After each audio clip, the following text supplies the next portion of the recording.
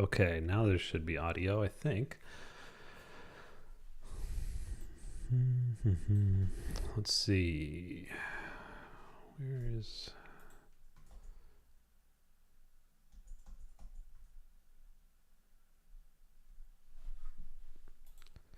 Okay, I'm speaking. Sorry. Hold on. Let me figure out where the chat is so I can see what the issues are.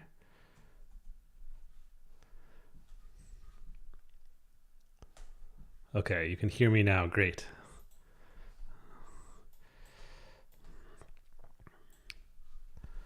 All right, awesome. Hey Todd, hey Richard, Olivier, John, couple Johns, Lens of Frey, Vinny, Din. All right. It's low, but it's there. Let me see if I can turn it up any. Properties, filters, gain. Okay, let's see. I'm going to turn the gain up a little bit. All right, maybe that sounds a little bit better. We'll see. Daniele is currently watching at midnight, I think that says. Comet Cryo. Hello, Ari. The Night Sky with Zachary Singer. Audio is good now. Okay, great.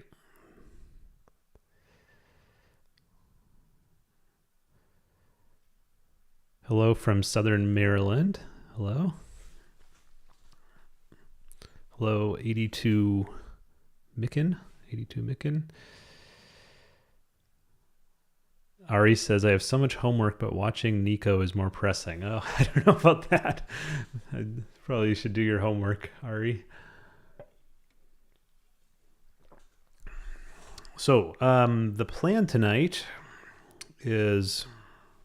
should be clear in Texas, where I have a remote telescope, and so we'll do a tour of Cygnus.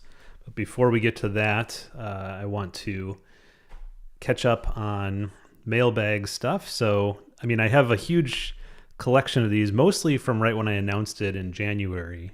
And so I'm still working through the backlog. I haven't gotten too many lately, but that's understandable since I haven't been doing live streams as regularly as I'd like to.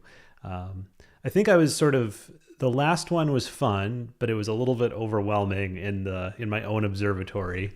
So today I'm in the office. And yeah, I'm still sort of figuring out what I want to do with live streams. Oh, Din says we got a big projector in the garden for Le Mans, currently 3:30 a.m. Wow. Hey, Todd. Hello, Alexander from St. Louis. Kingdom Christian, Paul from South Georgia here. Ari says exam prep is overrated. I think I'm going to try and get more data on before the moon comes up. Oh, on what? Is my chat cut off? On M101. Okay. Evening Minotaur.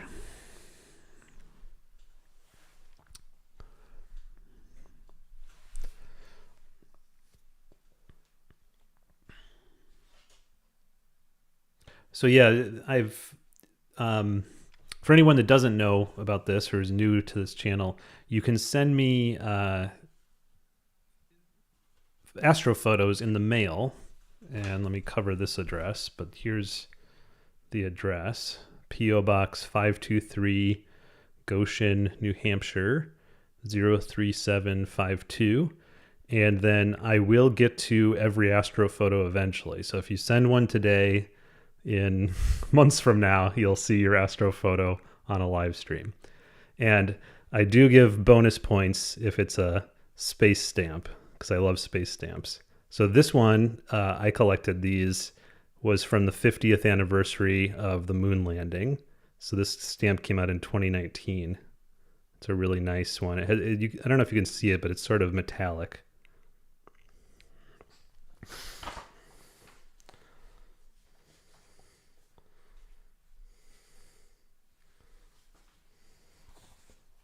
Here's another space stamp. This one, whoops. The Webb Space Telescope, when that started, they put out a nice series for the Webb Space Telescope. This one is from Kyle in Pennsylvania.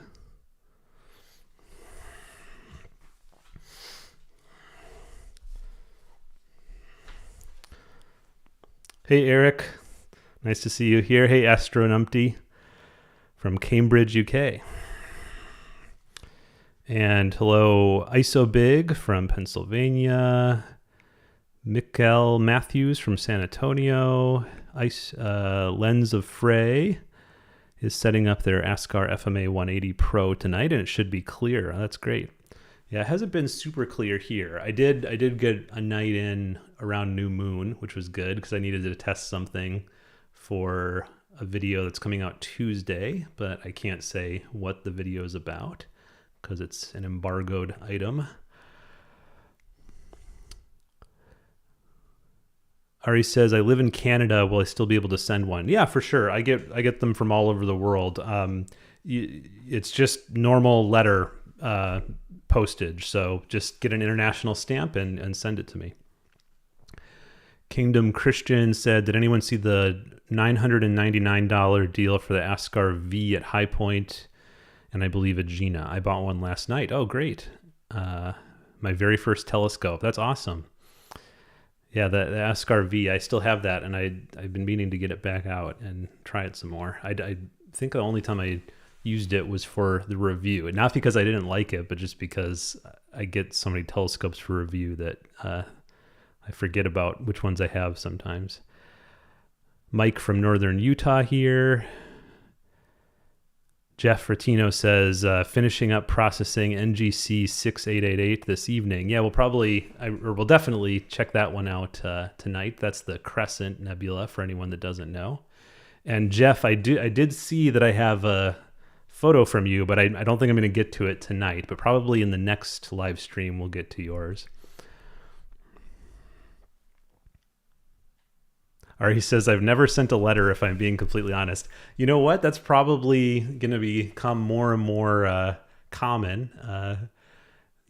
When I was growing up, I probably sent hundreds of letters, but then just the next generation, is email and texting and everything else sort of took over.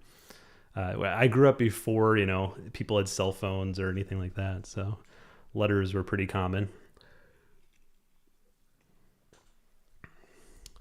Nathan from Birmingham Astronomical Society. Can't wait to hear you talk in July's meeting. Yeah, so I'll be speaking about astrophotography without a telescope at the Birmingham Astronomical Society in July. And that's a common presentation I do for astro societies. It's just a sort of a 1 hour beginner course on how to get started with astrophotography. If you just have a camera and lens and tripod, you can do some deep sky stuff.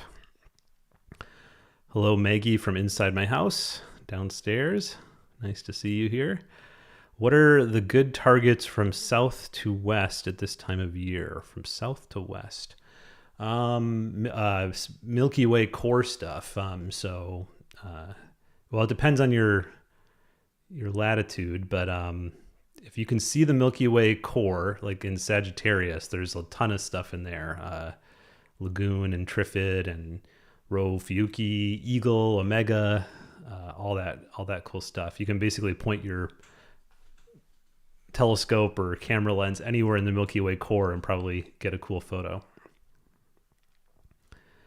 Comet Cryo says, getting an ASCAR 71F on Monday with a 585 sensor on Tuesday and a proxy sky harmonic mount hopefully arriving soon. Oh, that sounds like a great setup. I've been hearing more and more about those proxy sky mounts. I think I was in talks about maybe reviewing one, but then maybe the tariff situation hit and then I sort of backed off on reviewing things a little bit. But I'll probably get back into the swing of things at some point.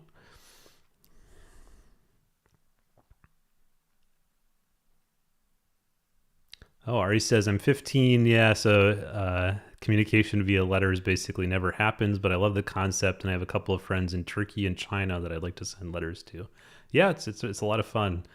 I try to keep up pen pals as much as I can. Jeff said, had an issue with the clamp on my AskRV. It actually broke on me while doing PA. Oh, that's too bad. Yeah, I think AskR has a couple clamps that I don't like as much. The AskRV and the SQA 55. The clamping stuff, I think they were trying to be a little too clever, and it doesn't seem very solid compared to just normal rings and a Vixen plate. I know that those are more boring compared to maybe like a new style of clamping things, but I just don't think those experiments that AskR has done have really worked out so far. Eric said, how are the cats? Good. My cat Nunky will have a very brief appearance in my next video. Are you going to the Cherry Springs Star Party? Asked Planet Wally. I do have a ticket, and as long as it looks like it'll be clear one night, I'll plan to go down. If it's a rain out, cloud out, I'm probably not going to make the trip, just because especially if it was clear up here and cloudy down there, then I would probably need to prioritize getting some data. But as long as it's clear, I'll come down. Does it cost money to send letters? Yeah, usually like a dollar or something, maybe, to buy the stamp. You can just go to the post office and buy a single stamp. You don't have to buy a whole sheet of them if you don't want to. Ancient Light Astro says, hi Nico, editing the Crescent Nebula now, trying out your dual narrowband edit method. Looking great using your tips and tricks. Oh, that's great. Yeah, thanks. That one has, I think, 3 different workflows depending on your software. And I think I'm gonna do another Nebula video soon, but I might do a broadband target, because I think I want to just stick with that sort of like stock DSLR that I was doing with the Galaxy video, which has been doing pretty well. Astro JWA says, I just purchased the Rasa 11 V2. Congrats. That's a huge scope. I'm sure you must have a good mount for it too. IMB said, just wanted to say thank you for all you do. Your passion for astrophotography is contagious, and your tutorials have helped so many of us get started and keep it going. That's great. Thanks so much, IMB. Andros, hello, good day. Hope the stream goes well. Andros is on my Discord server, probably the most active user on my Discord server, and is very helpful to other users on the server. So thanks so much, Andros, for all you do on the Discord. What music do you listen to under the stars? To be honest, I don't usually listen to music. I just listen to the nature sounds. But what have I been listening to lately? I don't know. I can't tell you. I can't remember. But yeah, usually I just listen to nature, which is sort of around here. It sort of sounds like music with all the different sounds, the crickets and things. Do you think you'll review the OG Star Tracker V2? Yes, I think so. I think I've been talking to Andre, and I think he wants to send me one. Do you have any of your rigs at Starfront? Yes, I'll be showing one tonight. I won't switch over to it quite yet because it's still basically daylight there. It's dark here on the East Coast, but it's still pretty bright in Texas. But in about an hour, we'll switch to the rig at Starfront. Oh, and Astro JWA says that they have a Celestron CGX-L mount. Yeah, that's definitely a heavy-duty one. I think that one is the one that Marcel Dressler uses with his Celestron Rasa 11-inch. What are the other heavy-duty mounts that are more affordable like that? I think the Skywatcher EQ8, maybe? Ioptron SEM 120. There's not too many, but I think those are the three biggies from the three big players: Celestron, Skywatcher, and Ioptron. There used to be Orion too, and Orion had their HDX, but now Orion went out of business.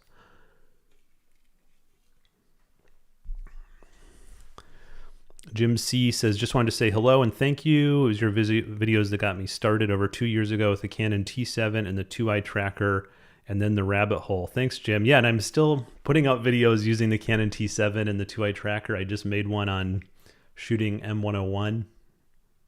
You know, there's always more beginners getting into the hobby. So, you know, even if I'm doing stuff like remote imaging and whatever else, I think that it's still helpful to make beginner tutorials. And they also, I found, have broader appeal because more and more people get into the hobby. But then once people are already well into the hobby, like a lot of you are, maybe you don't need the tutorials as much anymore. But it's harder to make videos that will do well for a very small group of people. But I try to think of new ideas. Like the couple printing videos I've done have actually done pretty well, but I don't want to only get into printing videos and things like that. So this live stream is a good opportunity to talk about more niche things like printing.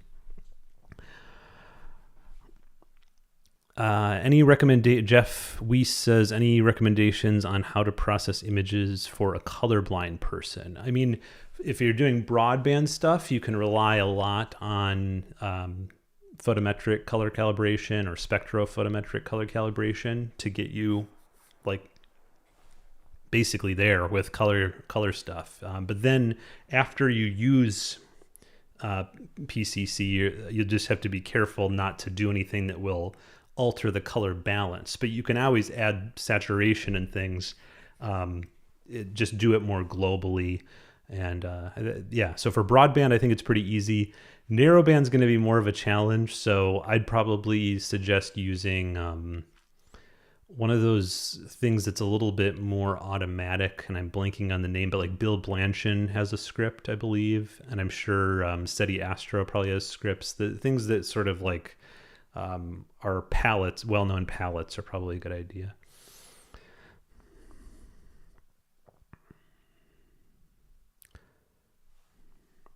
Nathan Lewis says, I've had a lot of trouble processing in serial, but it seems like the guides I'm finding are on a different version. Do you still recommend the old DSS and Photoshop workflow, or is that outdated now?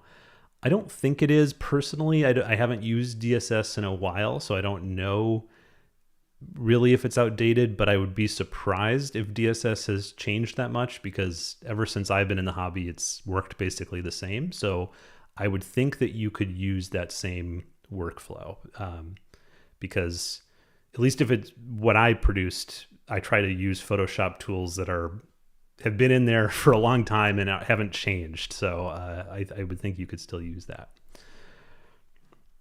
What's the heaviest scope camera you'd recommend on the Ioptron SkyGuider Pro? I'm using a DSLR and lens now, but I'm hoping to upgrade to an Askar 71F. You know, I didn't have much luck with the Askar 71F on the GTI, which has the same weight limit as the SkyGuider Pro. So, but I wasn't guiding, or was I guiding? No, I was guiding. Yeah, I was guiding. Yeah, I just found that it didn't work as well as the lighter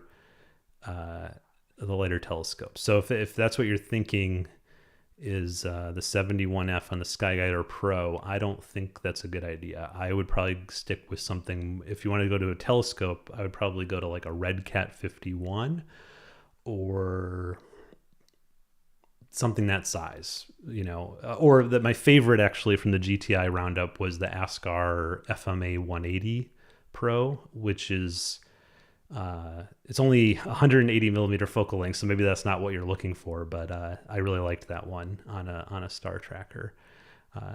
If for the 71F, I'd really suggest something like an AM3 worked great, but if you don't want to spend that much on a mount, then probably like the new Skywatcher AL55i.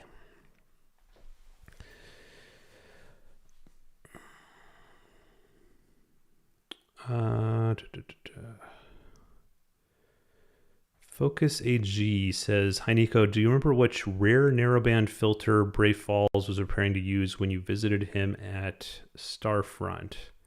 I can't find the video that he talks about it. What was that? Maybe, was it methane? It might have been methane. I don't really remember. I think it was in the yellow-green spectrum, but I can't remember which gas it was.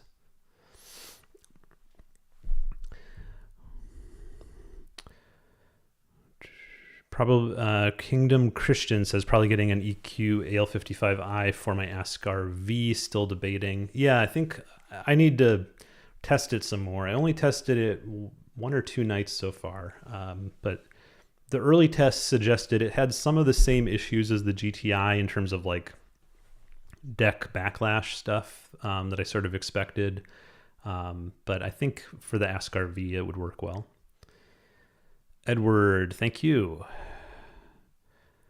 Mikkel says, I'm old and just purchased an old scope, a Meade 12-inch. Wow, with the super giant field tripod. Very heavy, owner passed away. Yeah, have I ever looked through a Meade 12-inch? I'm not sure. It'd be a great planetary scope, I believe.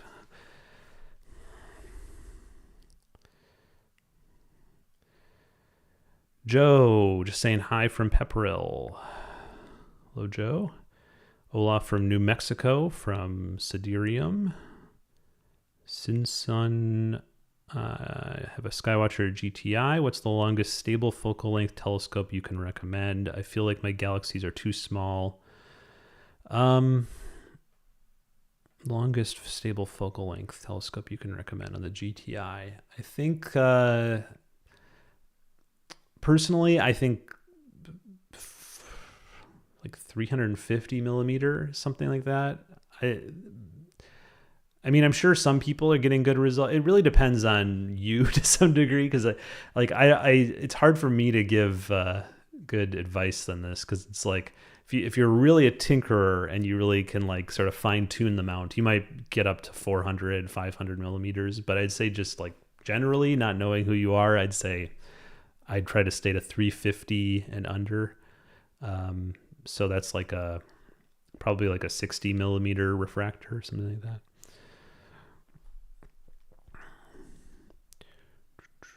What one-shot color camera would be good for my ASCAR V? Assume you're talking about an astro camera. So the 585 is really popular right now for good reason. It's like, even though it's a small sensor, it's like really low noise and very clean, no amp glow. So I think the 585 is probably a good bet if you're okay with a small sensor. If you want a bigger sensor, spending a little more money, then like a 533 is a classic one. That's a square sensor. The 294 is good too. It does have amp glow. That's micro 4/3. And then if you're willing to spend quite a bit more money than the 2600 chip, what would that be? The IMX 571 is really good. 82 Micken says, I've had good luck with the GTI and my ASCAR 71F with guiding. That's good. And Planet Wally says he's had good luck with the AT72 ED2 in the GTI. Balancing is very important.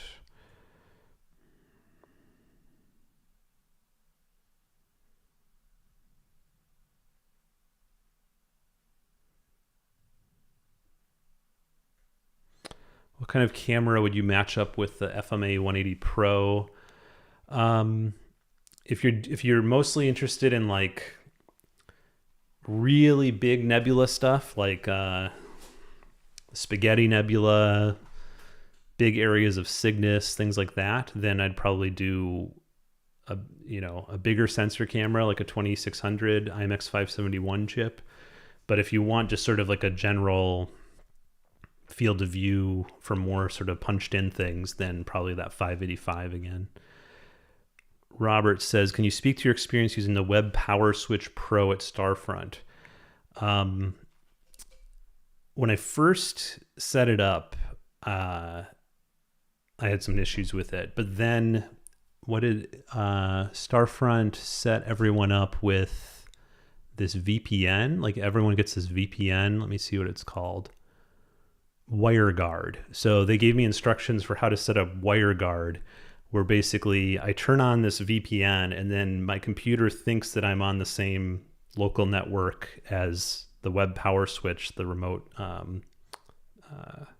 power strip. And then once I've clicked on that VPN, then I can just go to the IP address of the web power switch pro and control it. And it's been very good because there's been a number of times where for some reason, just restarting my computer hasn't fixed my issue. So actually like being able to turn it off, turn off the mount, turn off everything using that, and then turn things back on has solved my issue. Hey, Enrique. Eric says maybe 400 millimeters. I had the AT70ED and it worked well.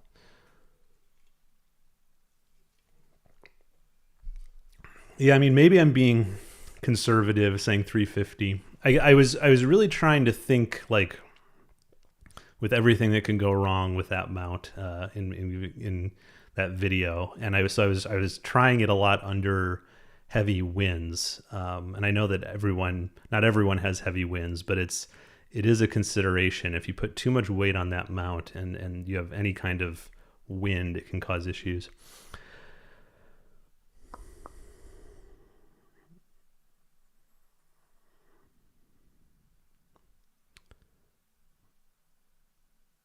Looking for an astro-modded DSLR. Any suggestions?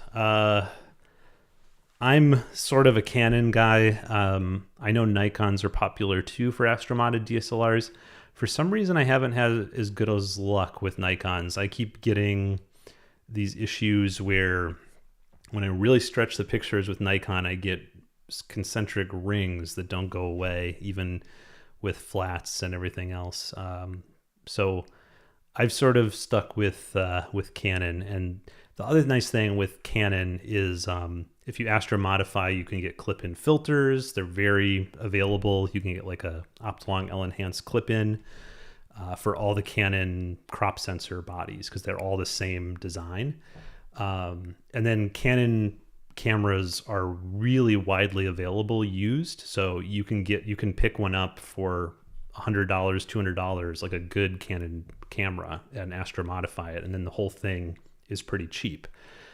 If you're spending like much more than that, like more than $500, then maybe just get a astronomy camera. So I think probably whatever you do, try to not spend too much, because I think that once you start spending like $800, $1,000, I would just get the astronomy camera rather than getting an astro-modded DSLR.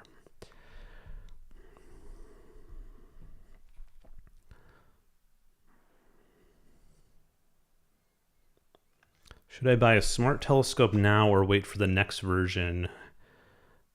My timeline is a trip at the end of 2026. In that case, I'd wait for the next version. Like maybe see what the S30 Pro brings. Because that one is supposed to have a much better wide field camera, which could be interesting.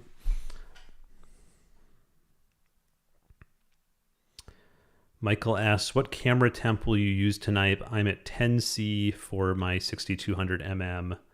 Starting temp was 29.6C. Yeah, the full frame sensors don't cool nearly as efficiently as the crop sensors are smaller. So I'm on a crop sensor, the 2600. So I've been able to cool down to 0C lately at about 50% cooler power. So I'll probably do that again, 0C.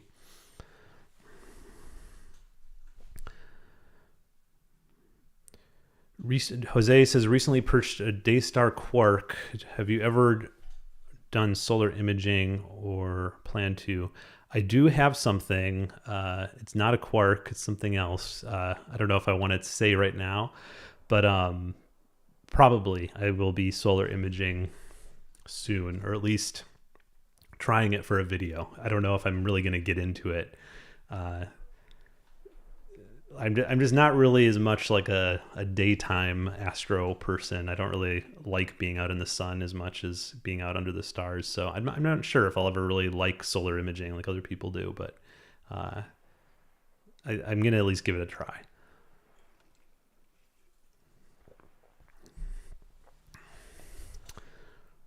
Naveen says, are you going to make a Starfront update video? Would love to hear what you enjoy, what issues you've been having, if you would do anything differently. Yes, I do plan to do like a 1 year at Starfront kind of review. And maybe I'll go down there again, look at all the buildings. I'm not sure yet.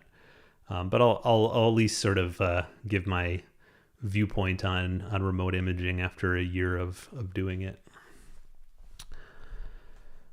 ISO Big says +1 for the Canon Astro mod.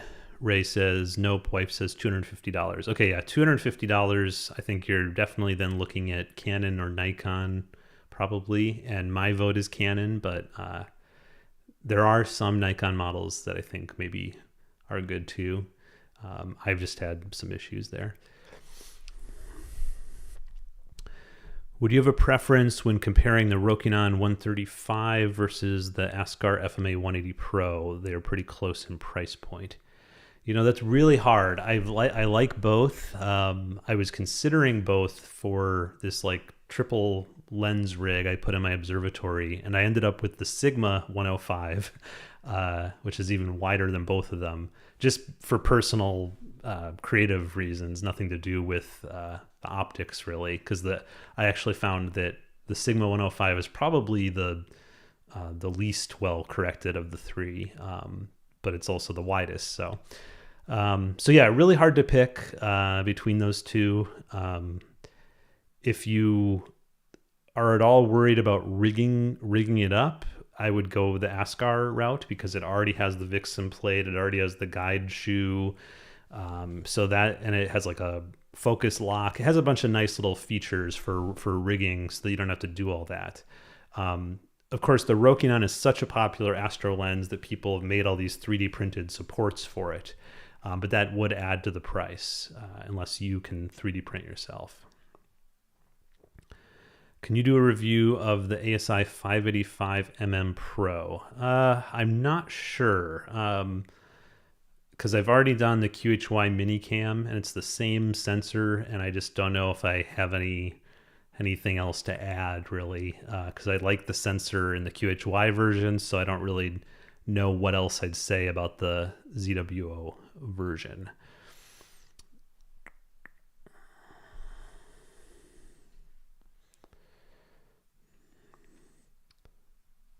Hey, Dan. Dan says +1 for the Rokinon 135. Yeah, I know Dan it was recently telling me that he'll never get rid of his Rokinon 135 rig. I think I've probably had 4 or 5 copies of that lens by now. I don't know why I keep buying and selling them. They've all been actually pretty good copies, but I think I'm down to 1 now, but I still have 1. What would be your recommended settings for Milky Way photography for a non-modified Canon on a star tracker? So Enrique, it really depends on your light pollution level.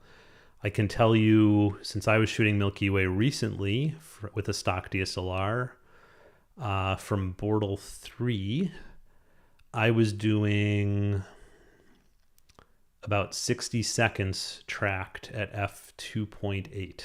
if that helps, at ISO 1600. So on a star tracker, I was from Bortle 3, I was doing 60 seconds, ISO 1600, f2.8, and that looked good to me.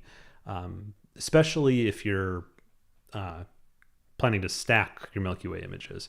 If I was just taking a single one, I would probably either bump up the exposure time a little bit, like to 90 seconds, or maybe bump the ISO to 2000 or 3200. Because if I'm just taking a single exposure of the Milky Way, I find that like what I'd use for stacked Milky Way is too dim for the foreground. So I usually bump it up a little bit if I'm planning just a single straight out of camera picture.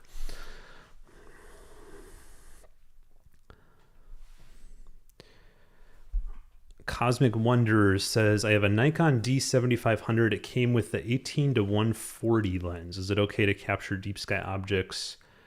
What all can I capture with this camera? The camera's great. I'm not sure about that lens. I've never tried it. My guess is it's not going to be a good astro lens. Just from experience, most of those like very wide to pretty zoomed in lenses I've tried are pretty slow and not very sharp for astro. So that I'd probably, the first thing I would upgrade is your lens or optics. But definitely try it. And there's definitely some cool things you can do. I think I would start with Milky Way at the wide end of that range. So just try putting it 18 millimeters wide open and go to a dark site and see what you can do.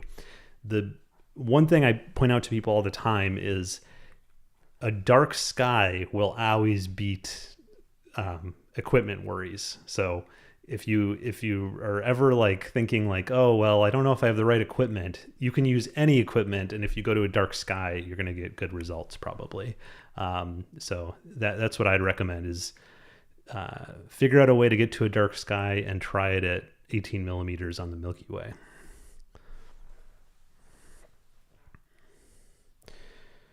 Dr. Bullhammer says, I don't have a Rokinon 135, but did find a Rokinon 500 millimeter mirror lens for cheap. Haven't had a chance to try it yet. Yeah, I keep, people keep asking me to try those mirror lenses, and I haven't tried them yet. I've heard mixed things, but I have heard like they're like fun to use on the moon, like because they're sort of similar to a Maxitov Cassegrain design, and I've used those on the moon, and they work really well. Like there's what is that classic one? There's like a little tabletop Maxitov was really popular, but I can't remember the model name. But I used that on the moon for some video, and it came out really well. Any recommendations for used camera gear shops, retailers, websites? I typically use eBay. I know that a lot of people don't because they're worried about getting duds. And I've bought a lot of cameras on there. Probably, I think only like 1 in 30 cameras I've bought has been more defective than they let on. So I've had good luck just using eBay. And I found that eBay also has probably the best prices. But I'm sure people do other things these days like Facebook Marketplace and other places for general stuff like that. What else is there?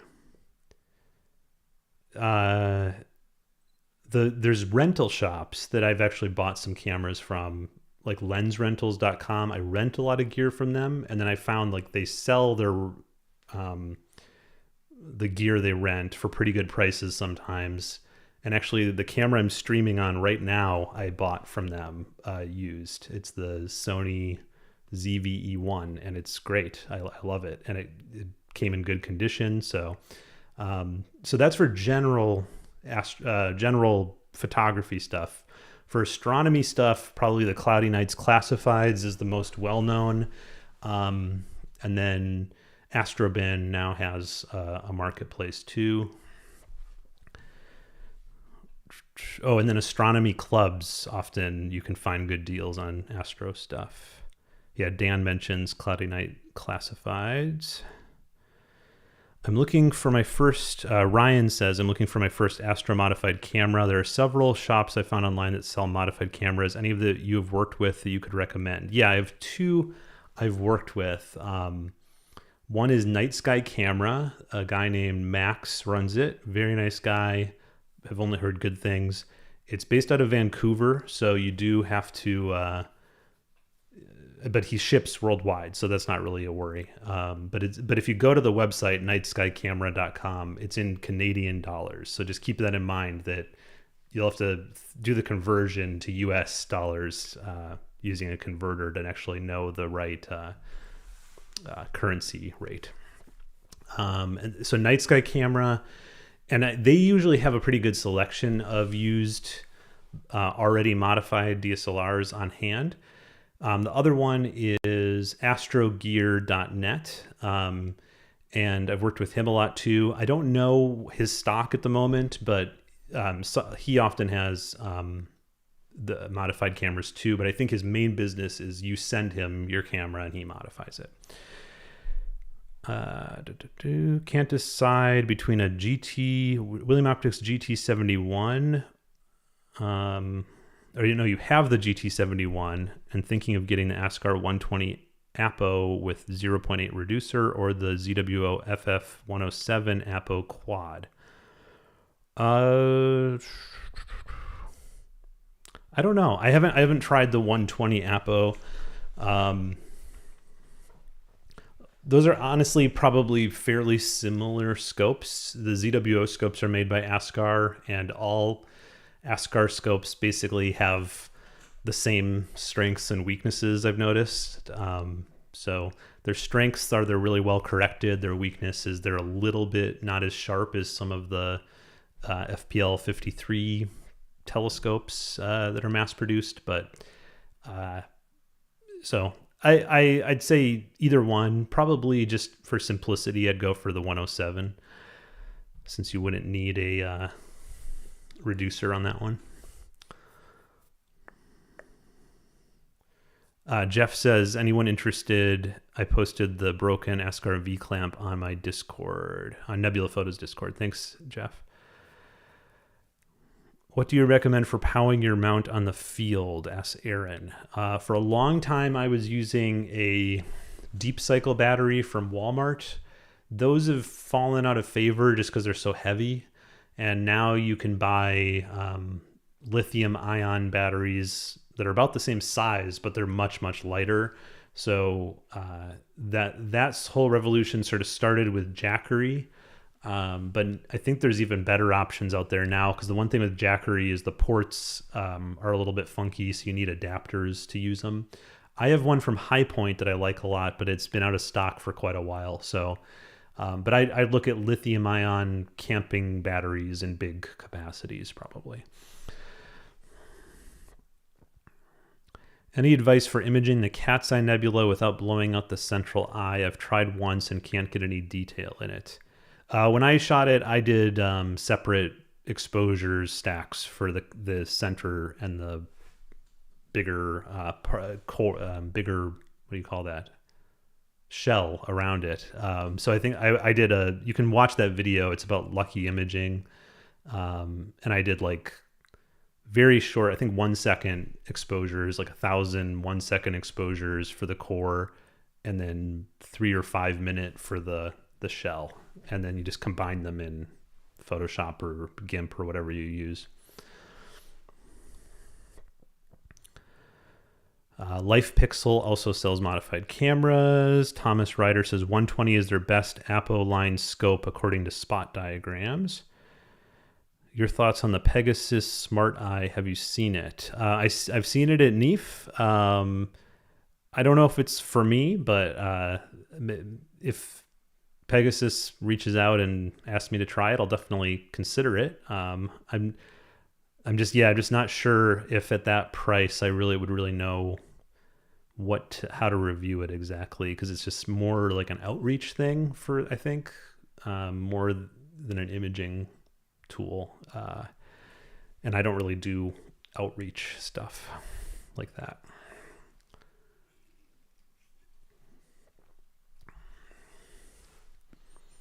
Eric says, I use the Apertura 155 watt hour and powers either my GTI or HEQ5 Pro. Yeah, I have that one. That's the smaller Apertura. It's good. But I think that one's out of stock now too. I think both of them. I asked them like when they'd come back in, and they said there's supply chain stuff. So unknown when those are going to be available again. Which lens should I buy for my Nikon D7500? Any suggestions? Should I buy the lens only from Nikon, or other brand lens can fit on the camera?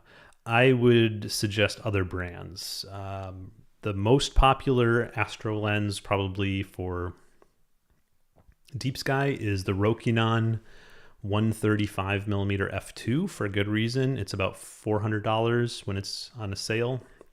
and it's a very good lens. It also will come under the name Samyang 135. It's the exact same lens. So Samyang 135 or Rokinon 135.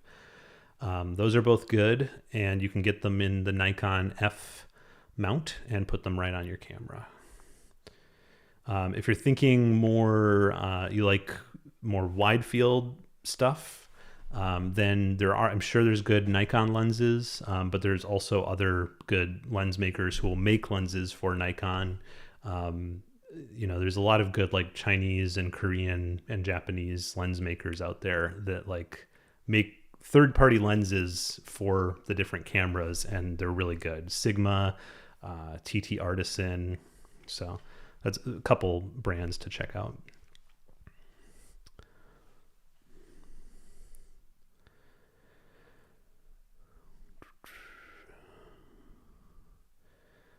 Olivier says, if you're seeking new ideas involving your community, I suggest a collaborative project focusing all on a specific target. You could get a big amount of data and do a great image. Yeah, I did a couple of those on my Discord server, and it was a lot of work for me because I was sort of the one organizing it and putting all and like getting all people's data registered and everything.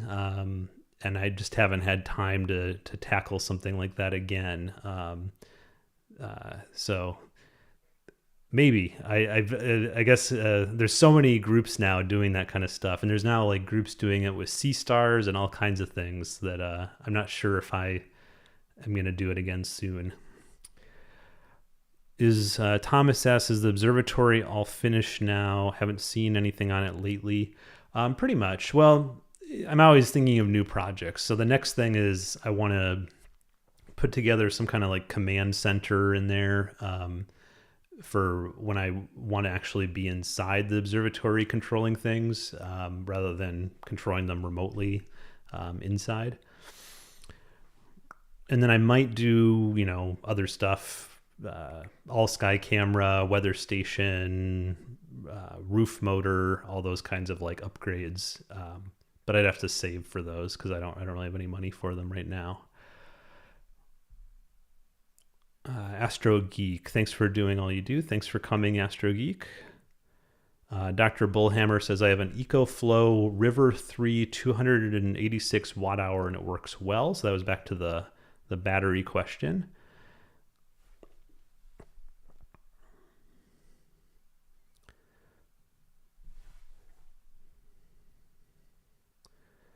Splashy 101 says, do you have any suggestions for a beginner like me to start in astrophotography?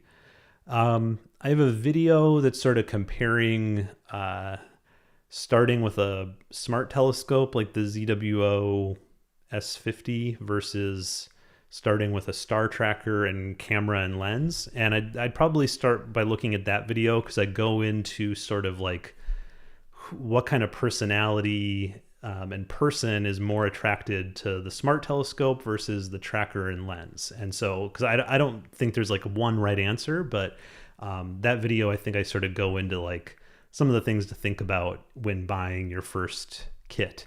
And then of course, my most popular video ever is like astrophotography from 100 to 10,000. So that'll sort of give you like a nice progression of spending money on different kinds of kits, whether you're starting with just like a cell phone or starting with a camera and lens.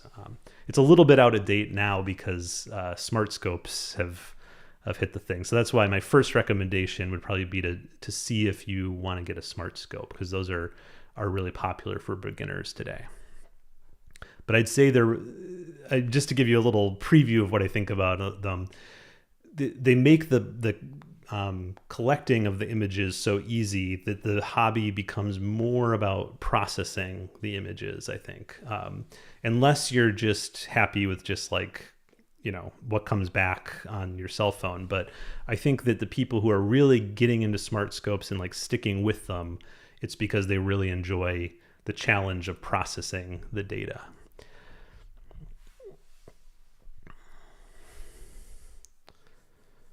And there's some more battery suggestions here from D Worms.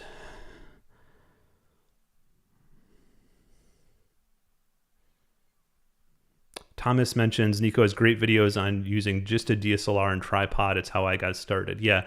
So I think that's my preference, is like a way to get started. It's actually not how I got started. Well, no, it sort of is, because I started with like Milky Way and Aurora and stuff like that with just a DSLR and tripod. But my first deep sky, I actually bought a star tracker. So even though my most popular videos are about deep sky without a star tracker, back when I was starting, I hadn't heard that's an option. So I bought the star tracker right away, and I had a lot of fun with it. It's a star tracker that's not made anymore, so I should make a video on it at some point about like sort of like old astro technology.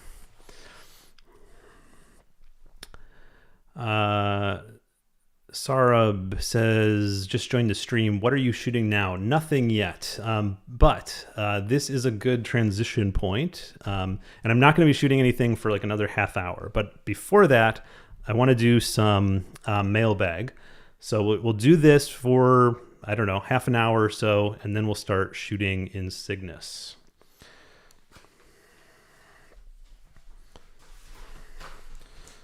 Okay, so I already showed this, but I'll show it one more time for anyone who's just joined the stream. This first one that I'm going to show, I just wanted to show that's a cool stamp. This stamp was released in 2019 for the 50th anniversary of the moon landing.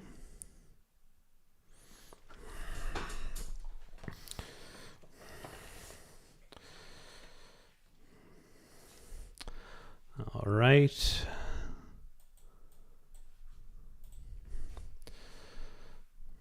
Okay, and there's our first picture. This was sent to me from Tom Sorensen. And Tom's Instagram is tds.astro, and I'll show that on screen in a second here. This is, of course, the jellyfish nebula in Gemini. And one of the challenges with this deep sky object is this star right there. I'm blanking on the name. It's like Mu Gemini or something like that. I can't remember the name of the star, but it's a huge problem often with filters where it creates these big halos, and it's very well controlled here. Let's see what filter was used. The L Extreme. Oh, that's interesting, because I thought the L Extreme often creates a big halo. So I wonder if Tom dealt with it in processing or just got lucky and his didn't create the halo. Or maybe I'm thinking, no, L Extreme. I think I am thinking of the L Extreme. When I tested it, I got a big halo on bright stars like that. Anyways, this was with the ASCAR 103 Apo with 1x flattener, a Astro modified Sony A6000. Oh, that's interesting. And a ZWO AM5 with guiding. And Tom asked for a general critique and a critique of his processing workflow in PixInsight, and then he listed all his steps here. So you can see that. The first thing I thought of looking at these steps is that it looks like you took the data from a dual narrowband filter and then used this color calibration with the narrowband mode, but never separated the red and the blue. And that gave a very nice, pleasing sort of like general color palette with a nice star color, considering this is a pretty extreme narrowband filter. But I would say that if you don't separate the red and the blue, it's harder to bring the O3 out. And the O3 sort of takes on this more purplish color. You don't get like that more extreme red-blue separation that you can get when you separate the mono channels and then recombine them. So that's the only thing I would try in processing. But otherwise, I think this looks like a nice print. It printed maybe a little bit dark, but let's look at your picture here on Instagram and see if that's true. Yeah, so you can see on Instagram, it's looking a little bit brighter. So in printing it, I would maybe just print it just a little bit, maybe just raise the levels a little bit before printing again. But otherwise, it's a very successful print, I think. Thanks for sending this to me, Tom. And this is Tom's Instagram, TDS Astro.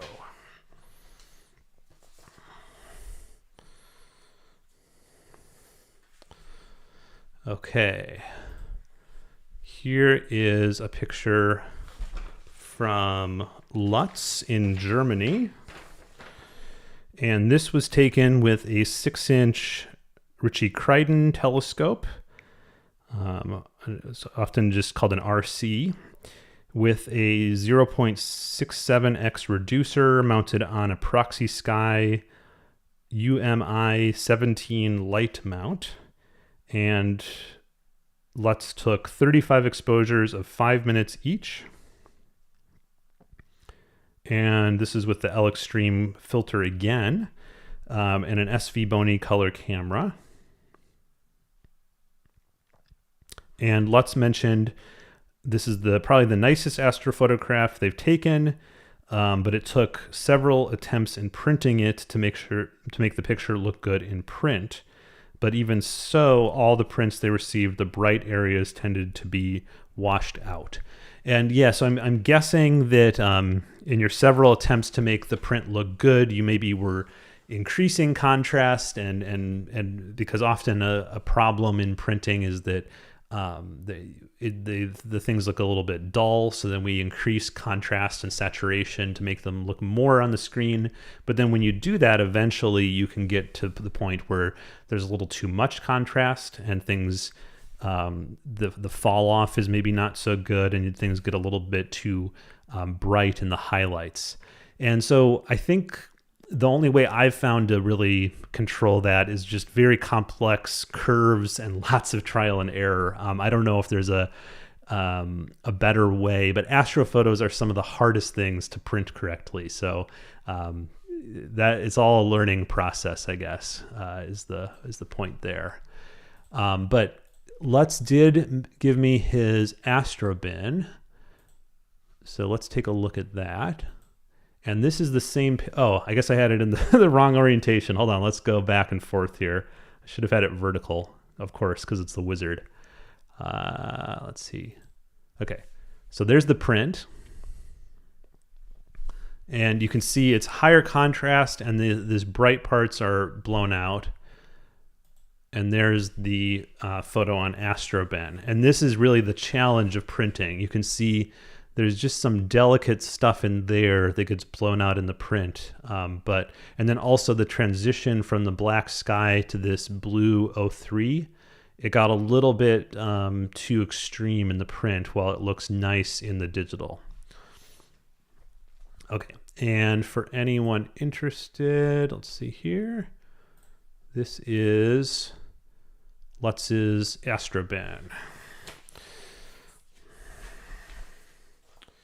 Thank you for sending this, Lutz. Looks great.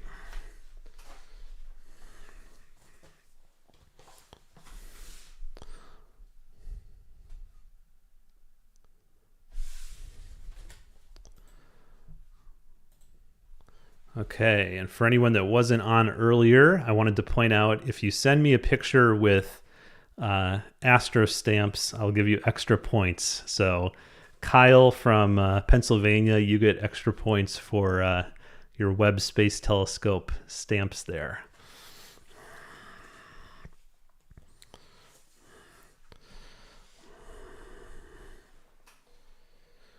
All right, so this is the Elephant Trunk Nebula.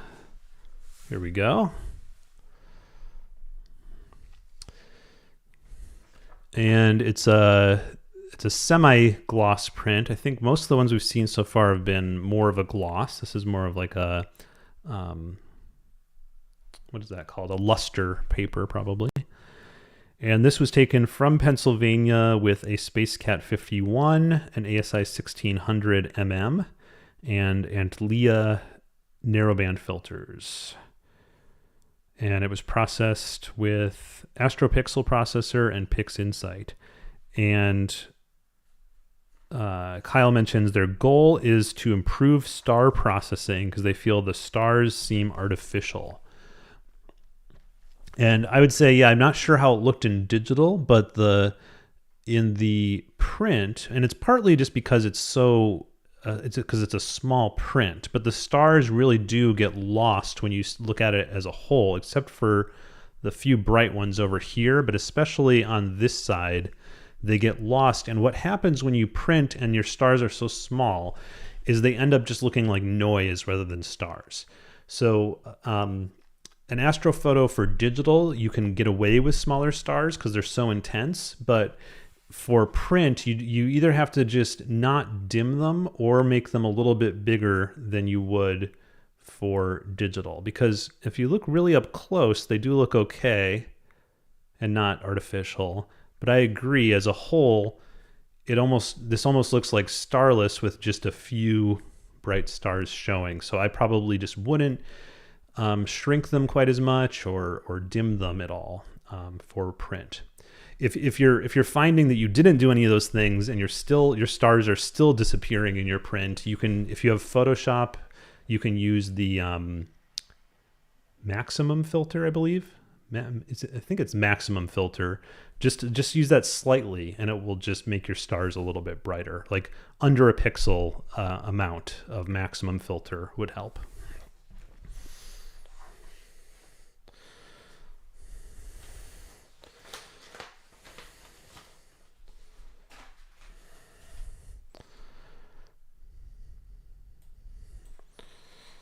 Okay, next we have Jens, I'm not sure how to say it, Han from Germany.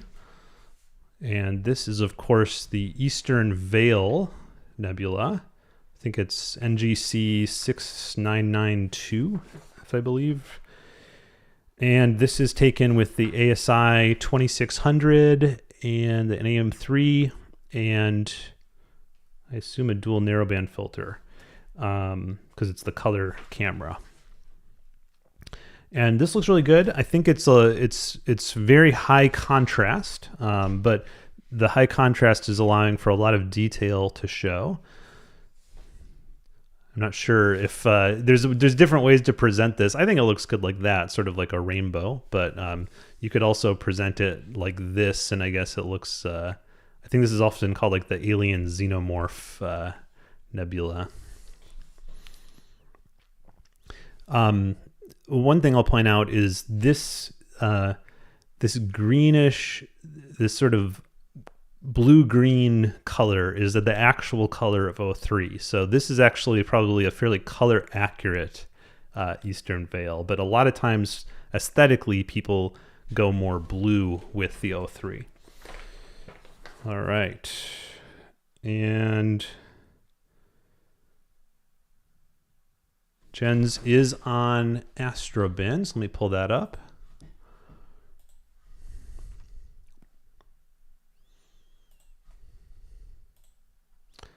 And here's the same photo on Astrobin. And this is an interesting comparison too, because so with the last one, we found the stars were disappearing in the print and we wanted them to be more visible. But with this one, I actually feel like the print, I like the star treatment better in the print than in there. See, here, to me, the stars feel just a little too crunchy, a little too bright, while here they look a little bit more natural to my eye. So, and that's just probably just an artifact of them disappearing a bit in the printing process, but that's interesting. And here, let me see, is the full Astrobin profile. Oh, look at that. And he's done the veil in different palettes here, probably from the same data. And that one's quite different, isn't it? It's interesting. Well, thank you. Thank you so much for sending that in.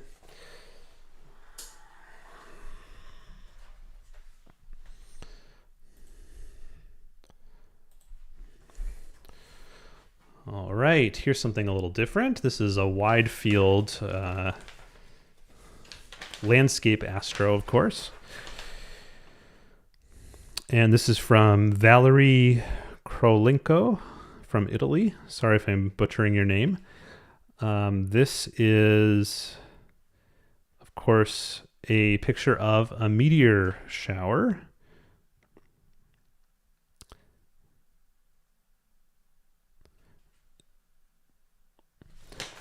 Yeah, and this photo, I think, works on a lot of different levels. I mean, I love the cloud coming in over here. That's probably just what really makes it. But I like how when you first look at it, you just see this sort of pink glow over here, and of course the Milky Way and the cloud. These are the really big parts of the image. But then probably my eye is next drawn to the little figure right there on the hill.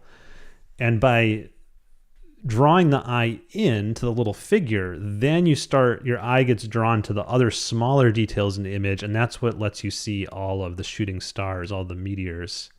So I think this is really successful. I think that figure really helps draw the eye in so that you can see some of the smaller details, but it works on sort of two levels, both on the whole and on the smaller. So thanks so much for sending this. I like getting different kinds of images, and this one's definitely different from some of the other ones we've been seeing.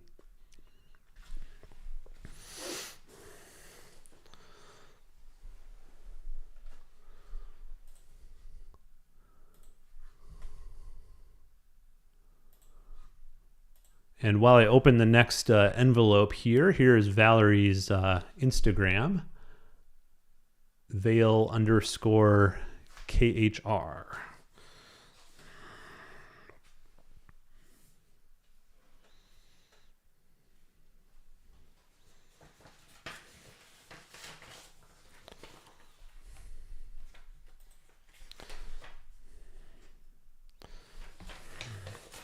Okay, I'm not sure which orientation Ricardo wants me to do for this one, but I'm going to do this one, which is the skull orientation. Here's the two eye sockets and the nose and the mouth down here.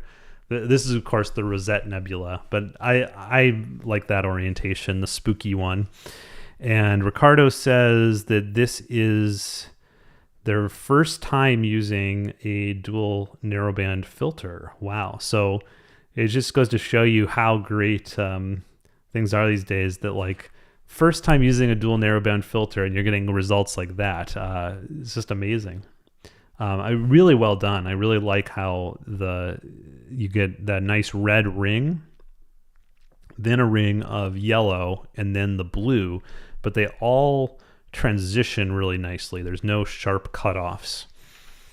And Ricardo says, uses Cyril, was very surprised to see the blue color hiding and the power of dual narrowband. Yeah, for sure. My one criticism with this is the same with the elephant trunk we saw earlier, which is the stars are so small that they end up sort of looking like noise at this scale. So I'd maybe just make the stars a little bit bigger or more prominent for printing. But otherwise, this looks really good.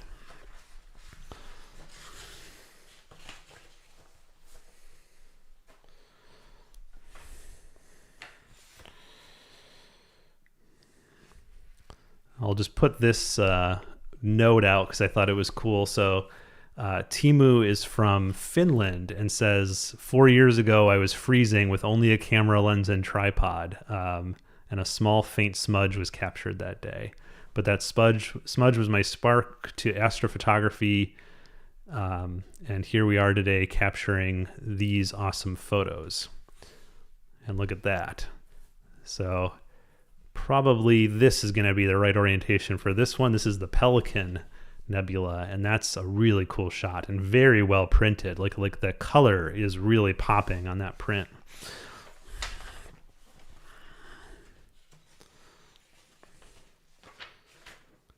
And Timu didn't say what they took it with, but it's obviously a Newtonian because you can see the star spikes. And for this field of view, that also makes sense that it's probably like an 8-inch Newtonian, I'd say, done with narrowband filters. Very beautiful. I like all the detail that is still coming out in the, even in the sky background, which suggests probably a deep integration.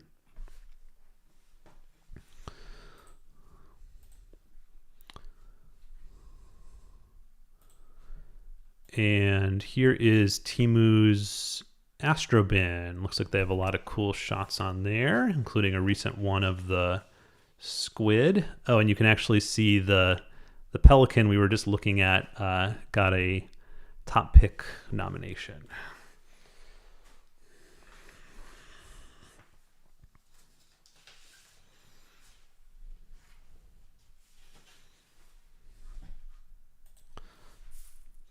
All right, and then here we have the Heart and Soul from Ken Robinson from Oregon. And this was done with a 135 lens and an astro-modified Nikon Z6 from Eugene, Oregon, with an astronomic UHC filter made for the Z6. And this is 2 hours of 30-second subs. And Ken says, I did push the processing pretty far, but I liked the detail I was able to bring out. Yeah, for sure. It's amazing. When you get the Astro modified camera, being able to go after these dim, huge emission nebulae finally, because when you shoot these without the Astro modified camera, the contrast between the sky and the HA emission is often really low. And so this kind of picture really doesn't come out.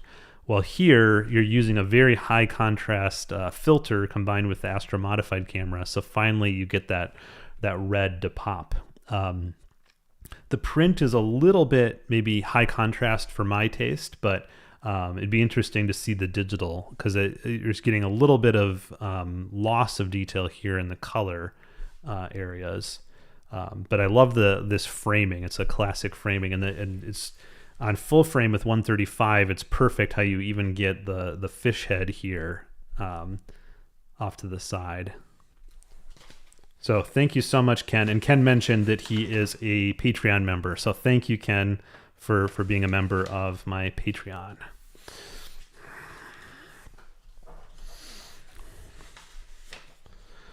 Okay, I think we'll do 2 more tonight, and then it should be dark enough at Starfront.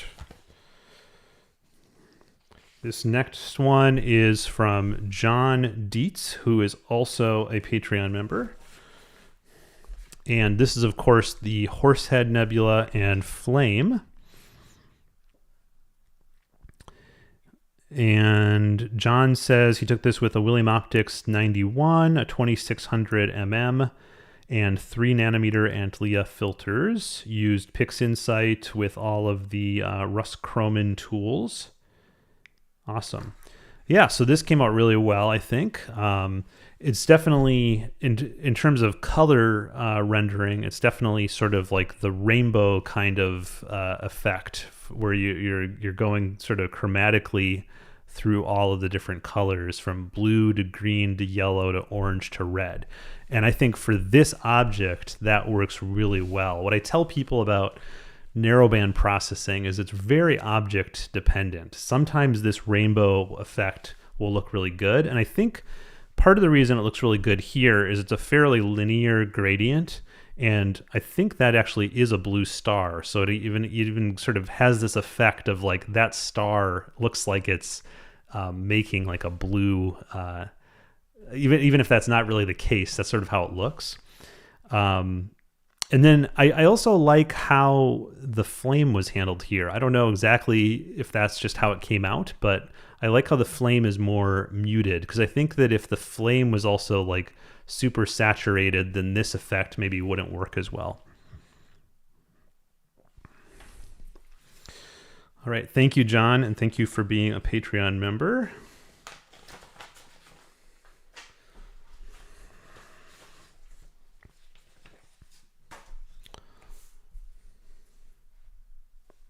Oh, wait, 1 second.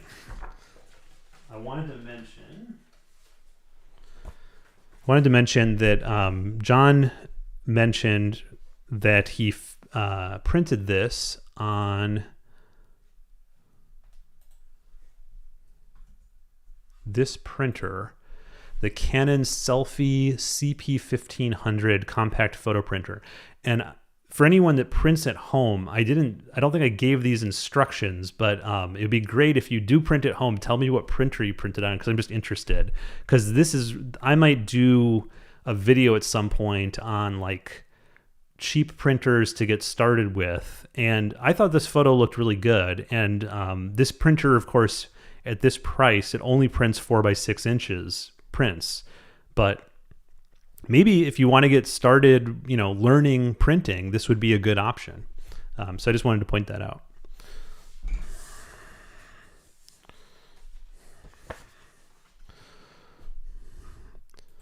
Okay, and then I think this will be the last one of the night. This is from Sean in Pennsylvania. And from Philadelphia, actually. So this is from a light polluted sky using a dual narrowband filter.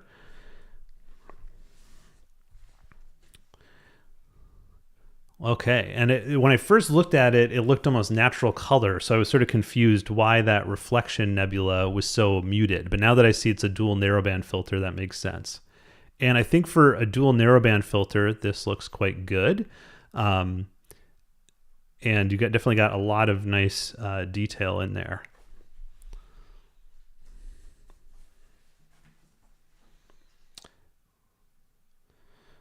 Sean says, I love feedback and learning if anything sticks out to you. Not really. I mean, I guess the only thing is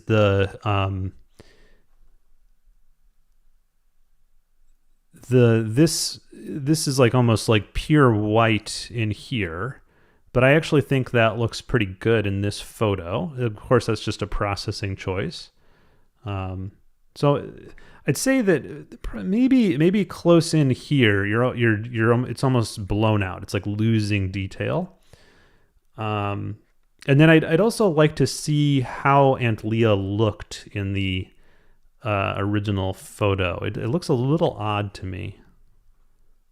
But those are the only two things I noticed. I mean, not Aunt Leah. What is that? Alnitak. I was getting confused because you used Aunt Leah filters. But yeah, I'm guessing with the ALPT you didn't have a halo. But so maybe that's just how Alnitak looked for you.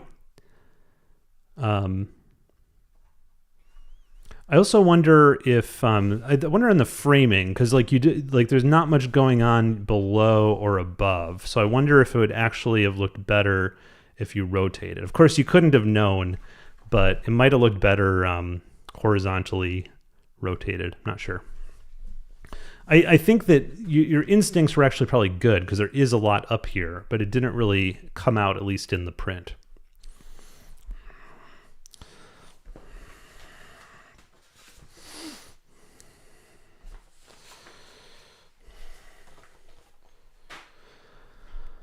All right, so that was, oh, wait, sorry. Let me see here.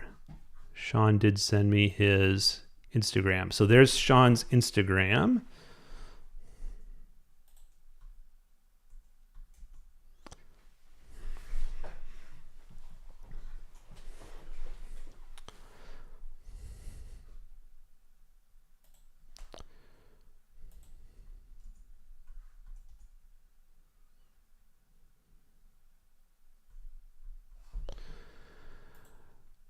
All right, and I am not going to go back in the chat just because I'm not sure how far I'd have to go back. But hopefully people are still on the stream, and I'll start looking at the chat again here. But I'm going to pull it up on my phone so I have it in another place.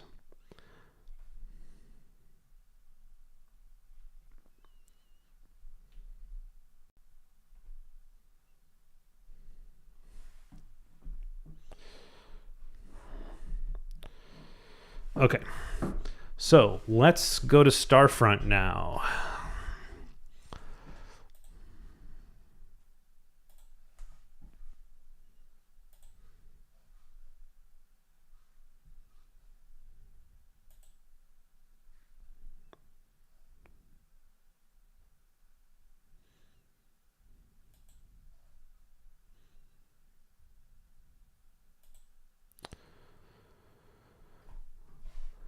All right. Are people still hearing me? I hope so, because I just pulled up a different scene here in OBS, but I think I can see that I have audio, so I think we're good.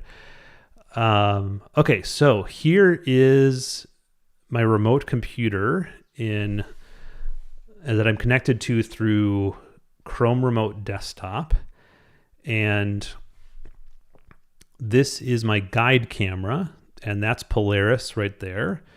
It doesn't matter that it's not perfectly centered in this case because, but it's nice to see that it's there. I usually do check in some way always that Polaris is either on my guide chip or I'll check on here. This is my main camera. So let's see here. Let's switch to luminance.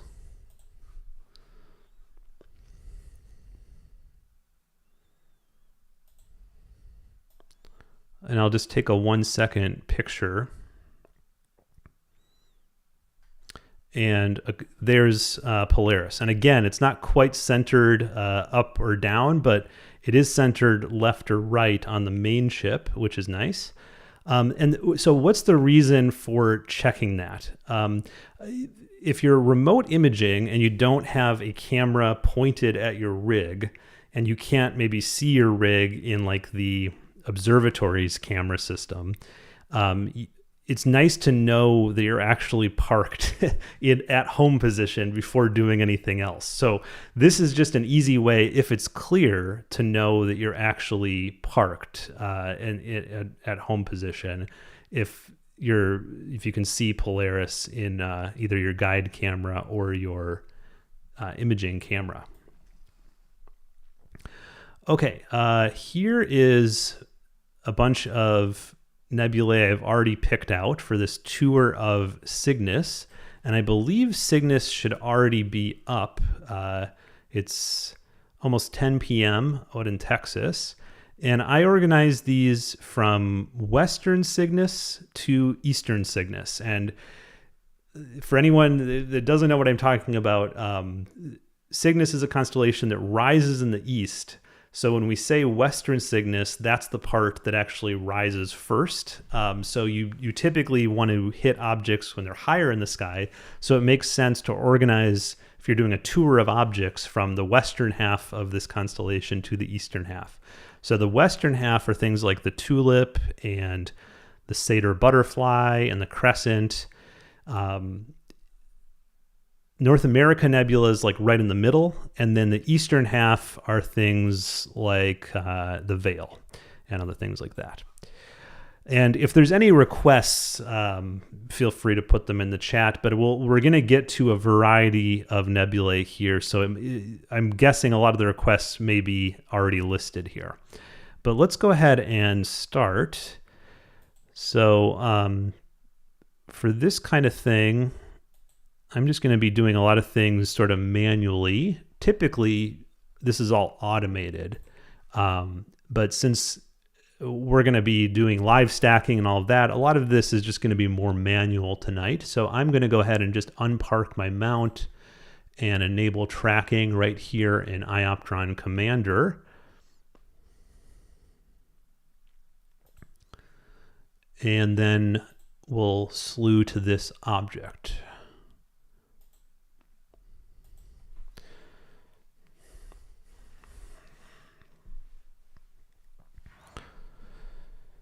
Devesh asks, what building am I in? I am in building 1, which is not the building on the far right as you're entering. It's actually the second building, but for some reason, I can't remember what they told me, but for whatever reason, the first building is building 2, and then the second building is building 1. I think after that, they did put them in order. Okay, for this first object, let's go ahead and do plate solving and centering. I might skip that after we do this first one, because usually only have to, for this kind of tour, you probably only have to do this once, and then the mount will sync and point pretty well. Let's see.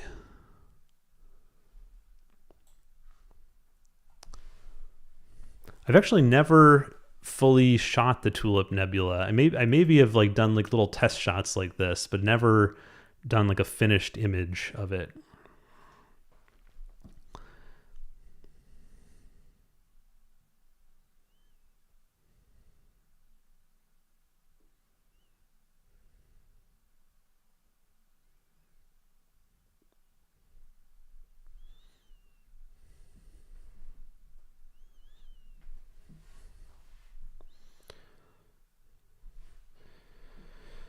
Mike says Starfront advertises Bortle 1-2, probably on the higher end at the moment in Texas, given moon, Mexico smoke, and humidity. Yeah, I'm not too bummed about what's going on here, about losing a night of imaging because. Yeah, I don't think the conditions are very good with the full moon tonight. I usually do shoot through the full moon, and I don't know. Sometimes the HA is okay. Todd asks, will we see the soap bubble near the crescent? I think probably not, because the soap bubble is like almost a completely O3 object. And I'm just going to be doing HA tonight. I have a mono camera, so unfortunately these pictures aren't going to be in color. But HA is really the best filter choice for the full moon like it is right now, or it's close to full. Devesh says, awesome, you're one of the OGs then, Nico. I'm in building 3. Yeah, when I set up my scope there, or brought it down and did the tour, I think there was only maybe a dozen, maybe 20 scopes there, something like that.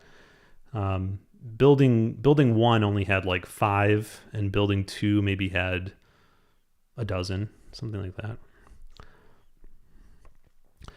Okay, for some reason plate solving took a while, but then it came out a success anyways, so that's good. All right, let's now start up auto guiding.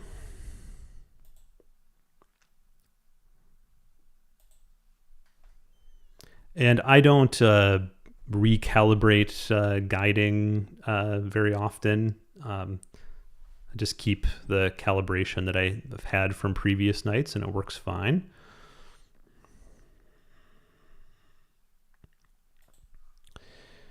All right, this was from my test last night. We had just like an hour of clear, so I was testing on different objects.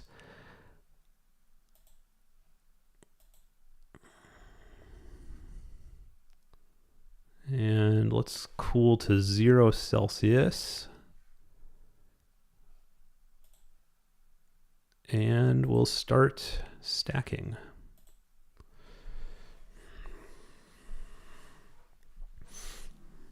Okay, and this program is ASI Live, which is part of ASI Studio, and it's a free program, but it only, I think, works with ZWO cameras. But it's a nice, easy to use live stacking program if you do have a ZWO camera connected to your computer.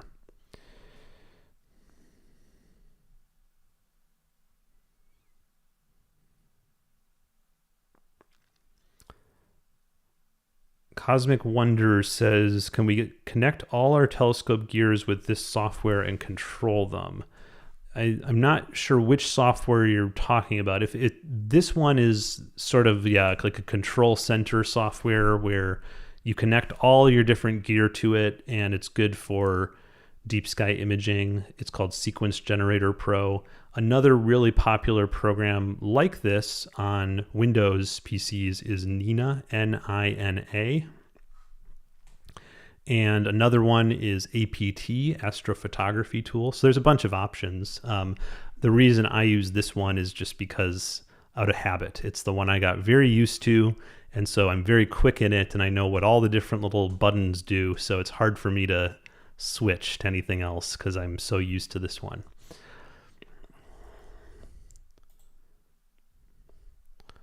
All right, and there's the first picture, 1-minute picture of the Tulip Nebula. Let's see if it's coming out at all yet. We're gonna have to zoom in. I don't think it's very big.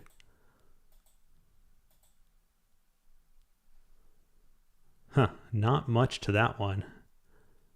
If that's it in the center. Oh, yeah, even in 2 pictures, I think it's starting to come out a little bit, but that one's pretty dim. We might have to give up on that one. We'll see. We'll give it at least 10 minutes and see if we're starting to see anything. Unless I'm looking in the wrong place. Let me see. No, I think that's where it would be. It's like right in there. All right, we'll give it a little bit of time. Todd asks, you're at 300 millimeter focal length. I'm actually at 350. So I'm using the FRA 500. And how does that work out? FRA 500, and what is the reducer? Is it a 0.7 reducer? It must be. Let's see. 350 divided by 500. Yep, 0.7. So it's a 0.7x reducer. So I'm at 350 millimeter focal length with an APS-C size sensor. This is the ASI 2600. So not actually the best for the tulip, which I believe is pretty small. So maybe this wasn't the best one to start with, but like I said, I've never shot it. So part of this tour is just to see how difficult these different objects are and give you a sense for that as well, and how bright they are in just like a 10-minute test.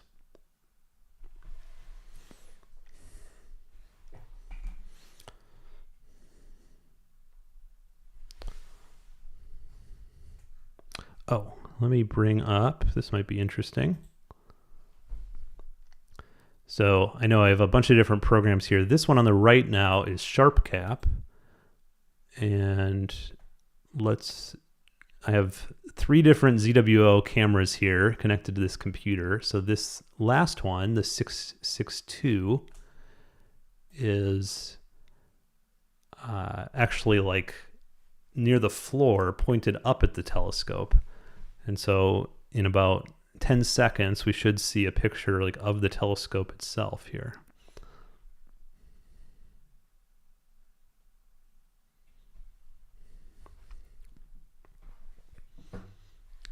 But that looks pretty dim. Let's see if we can make it any brighter. Oh, the auto stretch isn't on. Let's turn that on. Ooh, now it's too bright.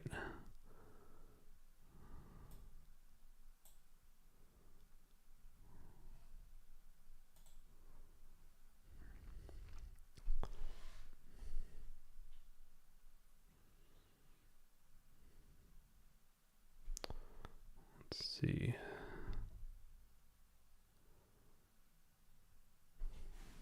It's still quite bright. I thought I tested this last night.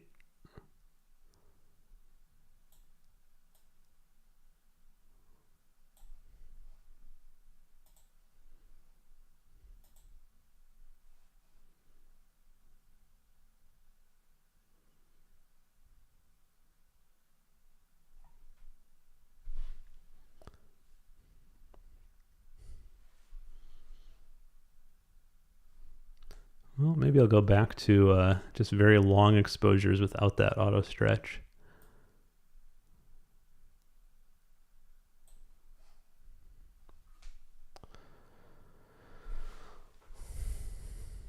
All right, the tulip is not doing much for me.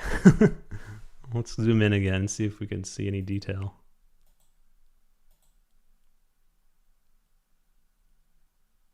Oh, you know what? Maybe we're out of focus. Maybe that's the issue. Well, let's check. Let's stop. And let's run an autofocus here. Oh, I know what the problem is. Okay, this is stupid. I never switched to the HA filter. That was my problem. Okay, doing everything manually instead of automated. You actually have to think through what you're doing. Okay, let's start this over. That makes sense. So this is what luminance looks like. If you were shooting luminance on the tulip, this is what it would look like. But that's not what we want to do. We want to shoot HA. So I'm going to start over the stack, and it should look a lot better.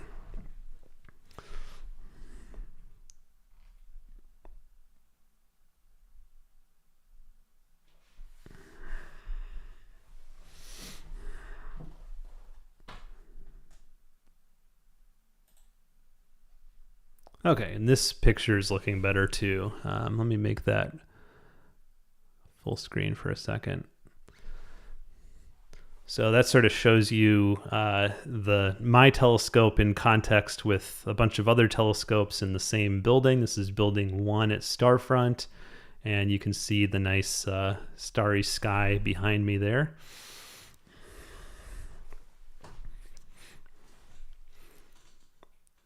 I think the moon hasn't risen yet, which is cool.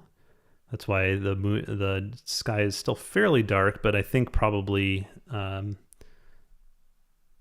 not sure if this is the sunset or the moon over here. Oh, probably the sunset, because I think this is west.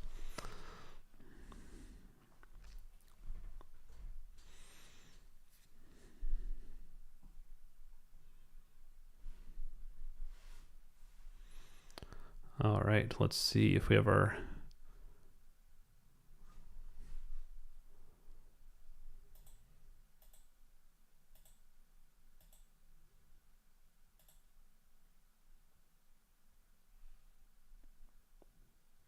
That looks a little better, but maybe we should autofocus, because that looks a little bit out of focus, I think.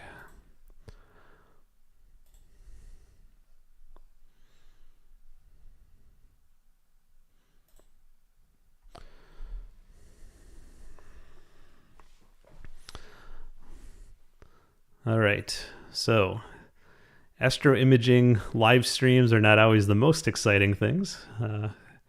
It'll take a little while here to autofocus the camera.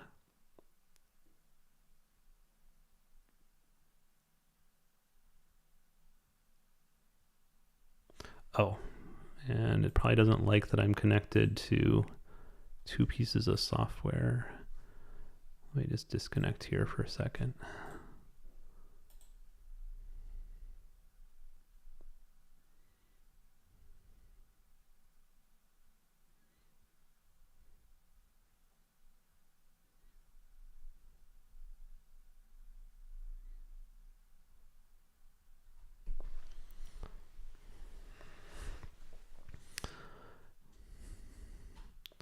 Okay, but what this is doing is it starts by assuming you're in good focus, and then there's a little motor on the focuser on your telescope, and it moves your focus position out a bit, and then it starts taking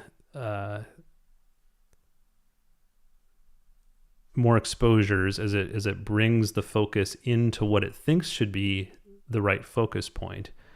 But then if you're way off, it will search for a better focus point. And after you take a series of focus points, it creates this curve, and then using the data of this curve, it can actually know which point in the focus position is the best. So you can see now here it's starting to sort of bottom out. So the best focus position would be down here somewhere. But once it starts going up on this side, once the stars started getting bigger, then it fits this parabolic curve to the focus points and calculates what should be the best focus position.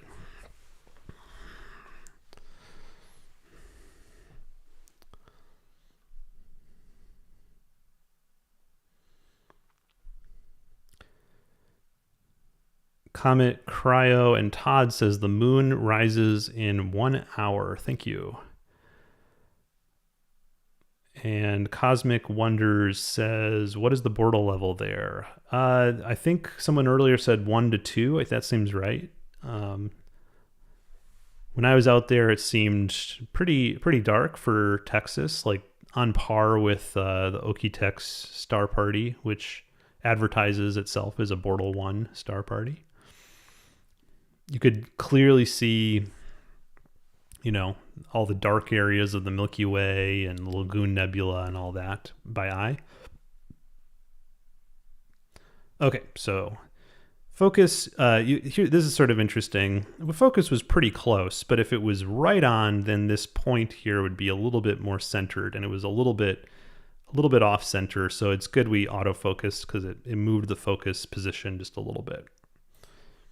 Okay, third attempt at live stacking. Let's try it one more time here.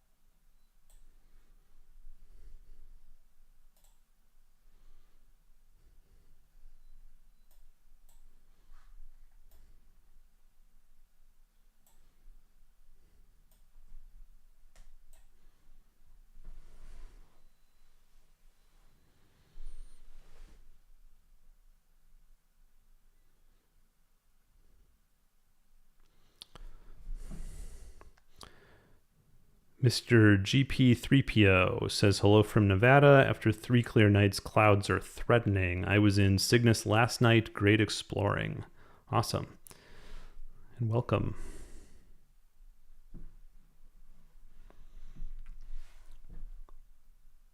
Okay, there we go. This is what should have been getting from the beginning, but I was too frenzied setting these things up. So this is what it should look like. That's a good 1 minute. Let me make this full screen.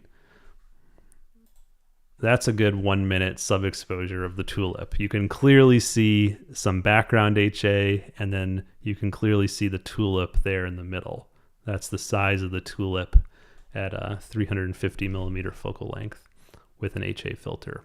And I assume if we zoom in, even in a 1 minute exposure, yes, we can see some detail. You see how that sort of looks like a flower with some little tendrils at the bottom?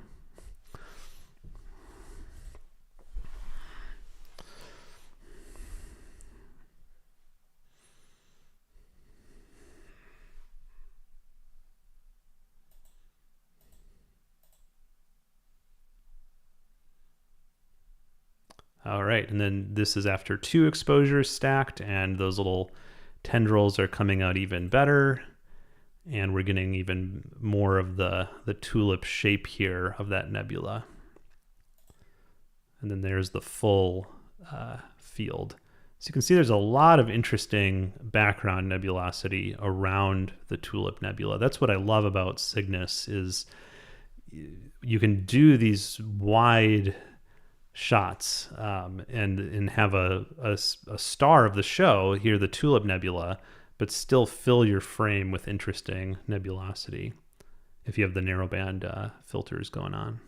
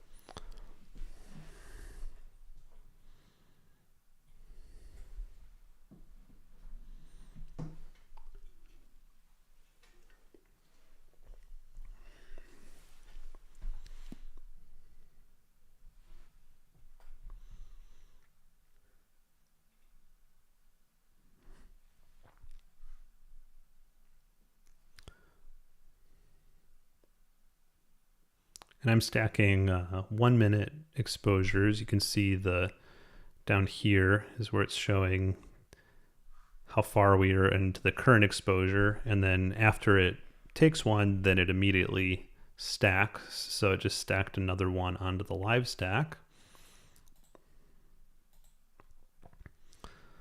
And now we're making, these incremental improvements to the signal to noise ratio. But even after about 5 here, 4 or 5, it's looking pretty good.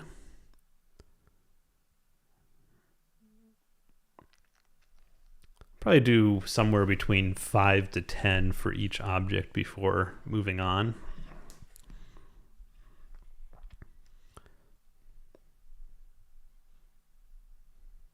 Hi, Sean.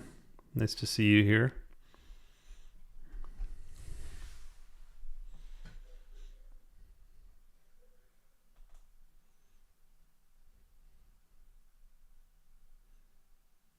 I think doing these quick live stacks with your equipment can also be, of course, there's many tools for planning out your framing, but this is a quick way to just sort of see framing too, and you can quickly, rotate the picture about or flip it and see, interesting different orientations and how you want to frame something. This bright star right there offers a nice anchor point for a composition, especially if you were getting, natural color stars as well. I'm not sure what color that star is. My guess is blue based on its brightness.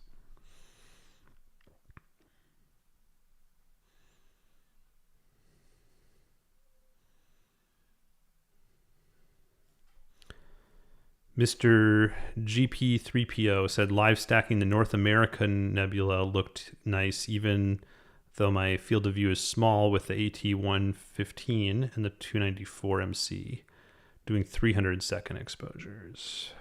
Yeah, I think I have the North America nebula scheduled for about halfway through. We're still on our first object here of the night. And Sean says, I'm going to have a thunderstorm on Wednesday. Yeah, we've had a lot of rain lately here in New Hampshire. I think more rain is expected. Okay, I think I'm going to stop this one after this next exposure. But you're starting to see there's an interesting shape here with like a dark cavity right underneath the tulip. So this is a cool structure right underneath the tulip that you could bring out. Let's stop it there. Move on to our next one.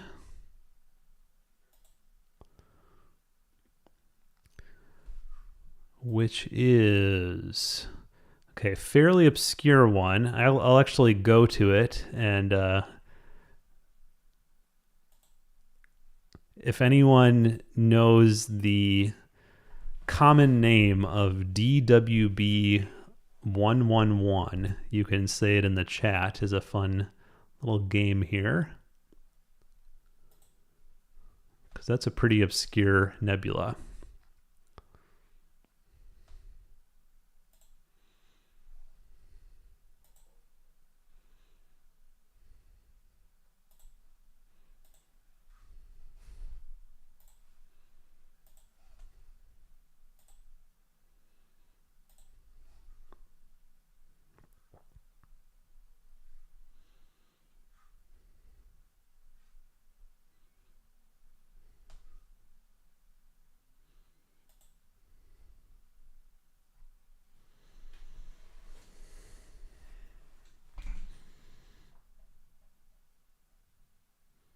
Okay, Ernie wins. Ernie got it. That's the propeller. So, Todd was right behind propeller. So Ernie and Todd, you guys win. I don't know what you win, but you win my respect for knowing what DWB111 is. Okay, and DWB111 is barely showing here. It's right here. It's the propeller. But to the right of it is Lynn's Bright Nebula 251. Is that right? Let me see.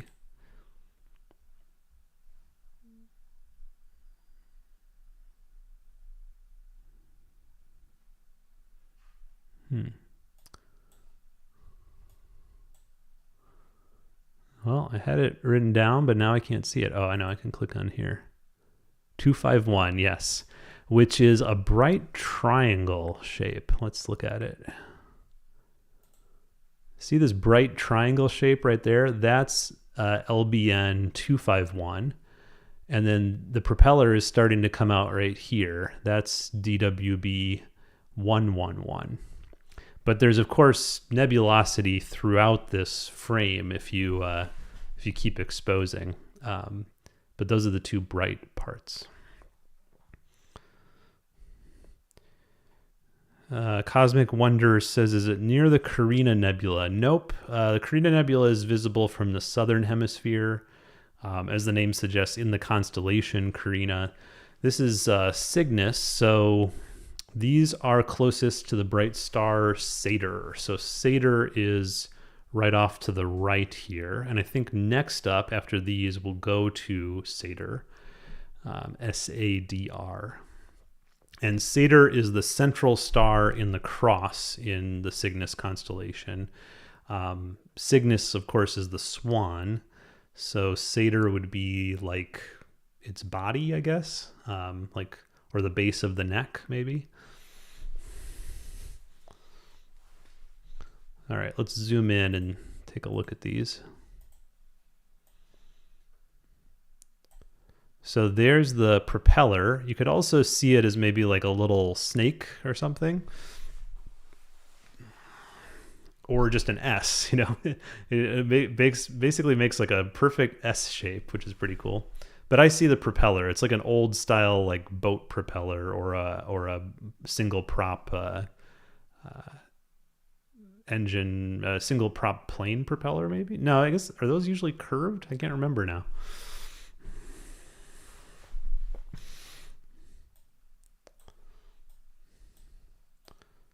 And then here's LBN 251. This is for a HA emission. This is actually fairly bright, and to me, it sort of has like a seagull shape if you ignore this part. But this brightest part has sort of like a bird-like shape, but the whole thing looks sort of like a slice of pizza, maybe.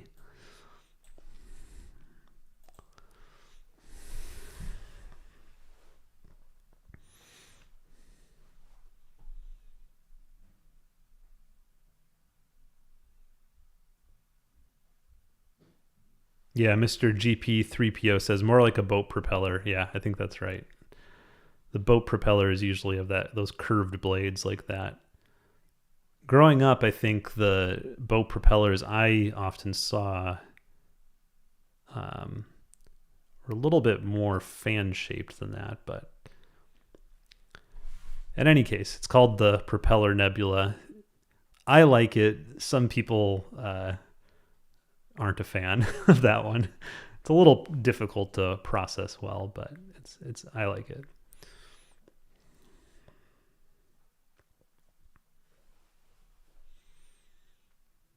I did a big mosaic image, meaning taking many tiles of the sky, and this part was in it, in the lower corner. But I kept imaging to the left of this, and there's a lot of interesting stuff in Cygnus over there, but a lot of more obscure stuff, even though, you know, Cygnus is a popular constellation for shooting. There's just so much to capture in Cygnus.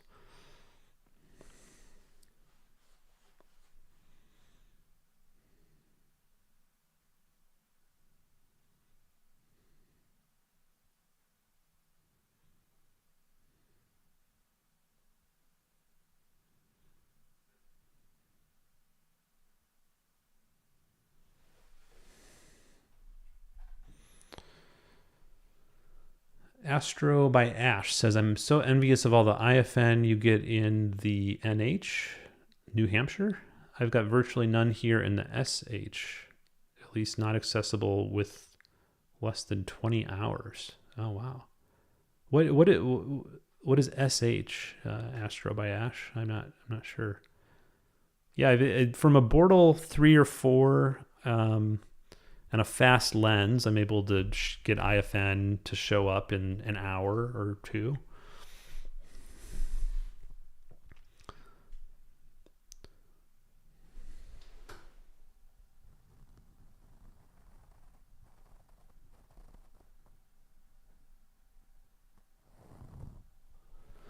Okay, so this is 6 minutes, and you're starting to see some of the interesting background structures around between the propeller and we'll just call this the pizza slice. Oh, northern hemisphere, southern hemisphere. Oh, that makes sense. Yeah, I have seen people bring out the IFN like around the Magellanic Clouds and the southern celestial pole. But yeah, my understanding is it's very difficult compared to the northern hemisphere.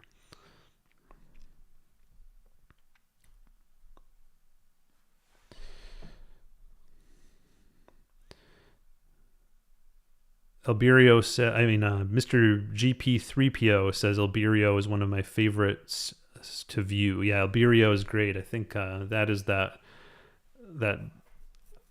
double star in Cygnus. There were one is like a brilliant blue, like an icy blue, and the other is a nice orangish red color.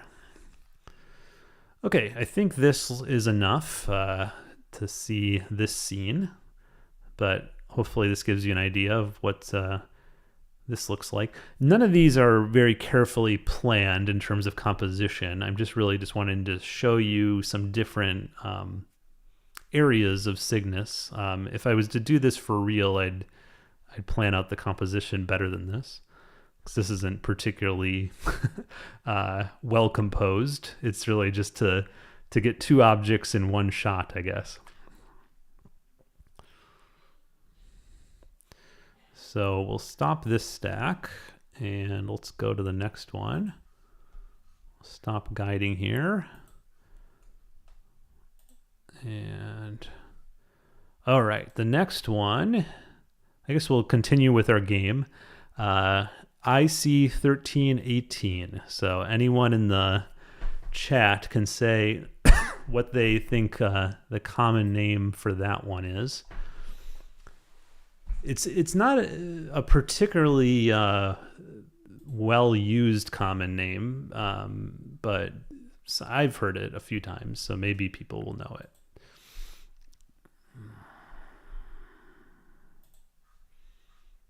I don't really know if I have to guide at 1 minute exposures, but might as well.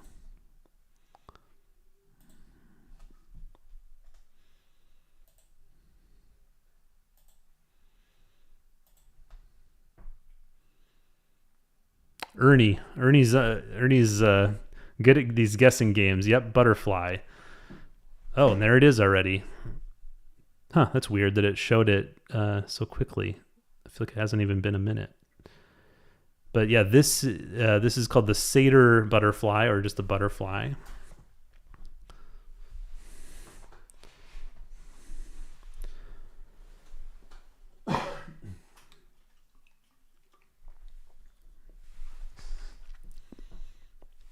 Nathan asks, have you heard of the new quad telescopes SV Boney launched recently?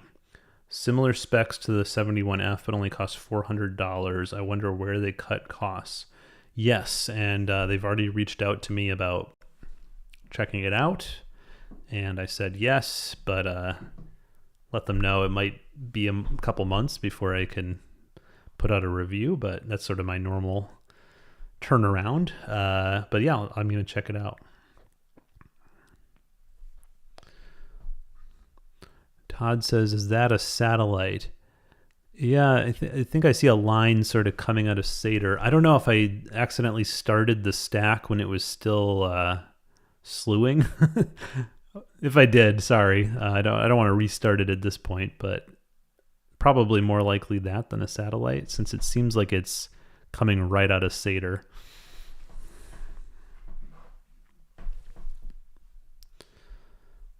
But even in just this one or two exposures we have so far, hopefully you can already see why it's called the butterfly. These are the two wings here, and this is the central body in the middle here, this dark part. Very pretty nebula, but on the difficult end in terms of processing it well, I'd say. I've seen a lot of sort of I'm not calling anyone out, but I've seen some ugly versions of this one. I think it's easy to overdo it, maybe. because it's actually fairly bright. It's not as bright as the North America, but you can see this is just 2 minutes and it's already looking pretty good in HA.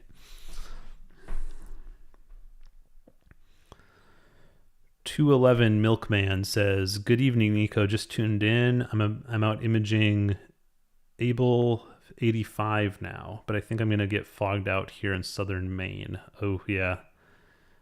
Fog is an issue around here, too. I'm glad I don't have to drive much anymore around here because it gets so foggy at night. It's hard to drive in. Ernie says, "I have lots of trees, but Cygnus goes overhead all summer. I spend lots of time with it." Yeah, that's why I love Cygnus and to a lesser degree Cepheus, because they just go right overhead for most of the summer and fall. And so I'm in the same boat where I have a lot of tree line, but Cygnus and Cepheus, there's so many objects to shoot, especially if you love nebulae like I do, that they really are rewarding. For us Northern Hemisphere people.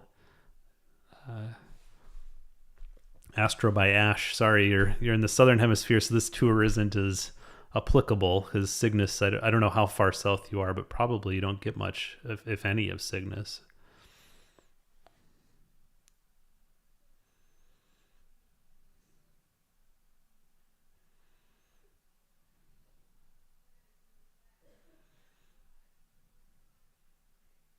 It's interesting. We don't even really need. I was thinking we'd want like 10 minutes on each of these. We don't really even need 10 minutes before you can really see these scenes pretty well. This is only 5 minutes.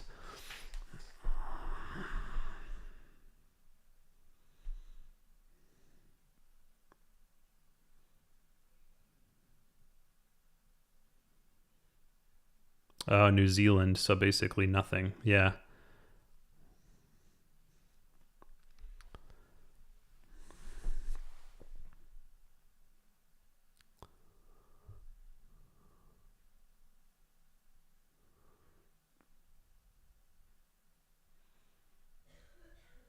You can see in HA, even a bright star like Satyr doesn't get super bright, but like if we were shooting this in broadband, this would be huge and bright.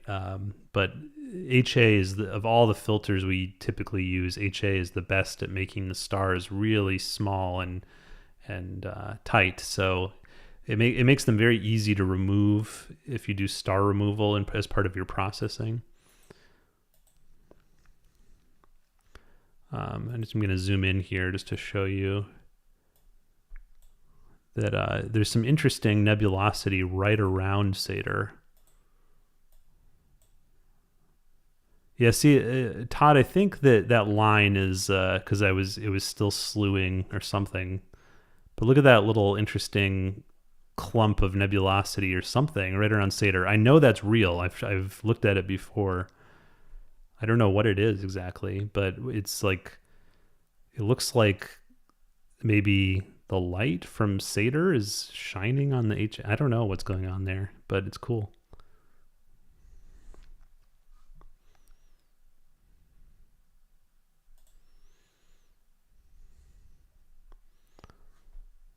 We have a fairly strong gradient to this side. I think this is sky glow on this side, because that would make sense to me, I think. Yeah. If I'm thinking of the orientation of the sky, this is like towards the horizon.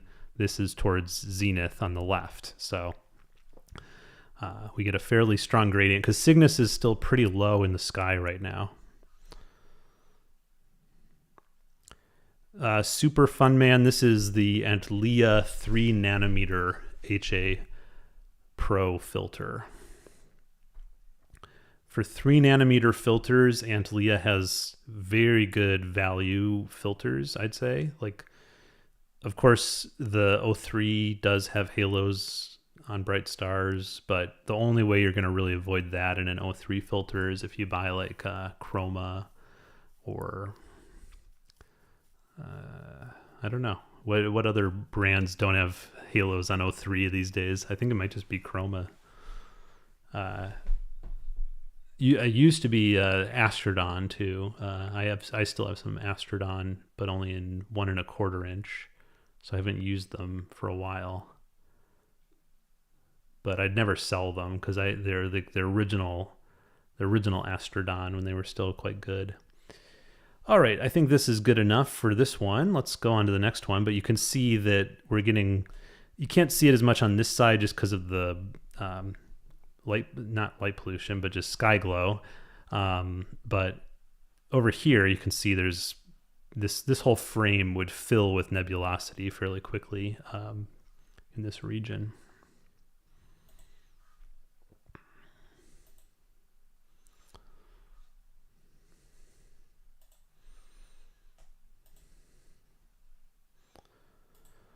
Okay, this one is going to be easy. A lot of people will know this one.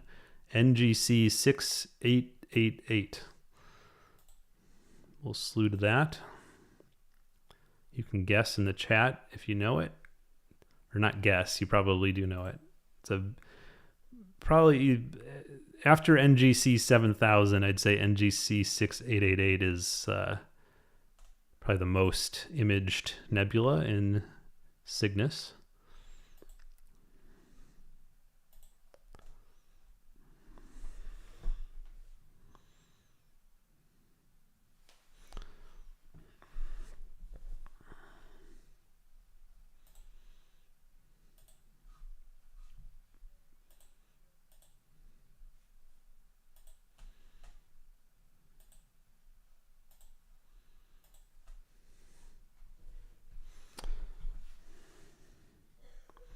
All right, Todd got it first. Crescent. Yeah, I don't know why it does this. It's like it takes like a short exposure before the 1 minute exposure. I guess just to show you you're in the right spot, but then it's giving us these streaks on the stars. I don't know why it's doing that. But yes, Todd, you're first, and it is the Crescent Nebula. Which actually this very short view is sort of cool for like this is sort of what it would look like if you were looking at it visually through an eyepiece. And you can see why they called it the crescent in this very short view, because you see how it looks like a crescent moon shape there. But now I think it's about to load in the first 1 minute picture, and it will probably fill it in. But even after 1 minute, it's not fully filled in, so I think you can still sort of see how it looks like a crescent moon there. But eventually, it gets fully filled in here, and I think it looks more like a brain nebula, maybe, because there's like all these little details, all these little like, it looks sort of like a wrinkly brain.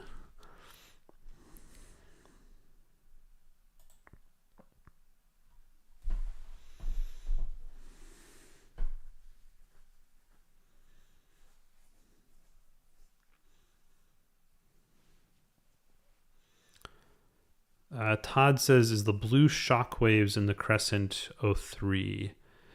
Yeah, I think there. So it's a Wolf-Rayet nebula, which I think that's shockwaves, but it also has something to do with stellar winds. I can't remember exactly how a Wolf-Rayet nebula works, but it's not an H2 region. It's not a supernova remnant. It's not a planetary nebula. It's yet another kind of emission nebula that's quite a bit rarer, because the Crescent, and I'm trying to think if there's another popular Wolf-Rayet nebula, but they're associated with, I think, Wolf-Rayet stars.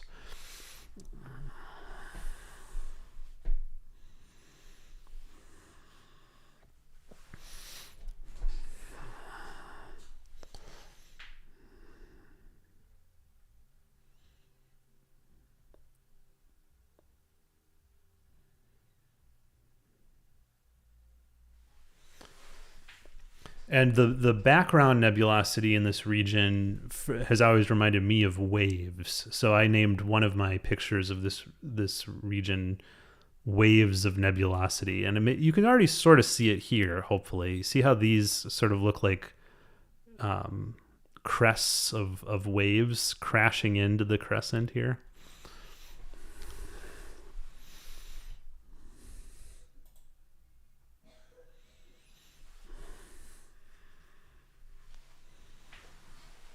Oh yes, Todd, thank you. Yes, the dolphin head is a wolf-rayet, and I've been shooting that one from Starfront, but now it's set for the season. But I didn't release my image because there's been so many good pictures of the dolphin head recently that I really just want to keep going on mine and make it a 2-season image. It's a 4-panel mosaic, and I'm doing it sort of with all the filters, and that's a really cool object.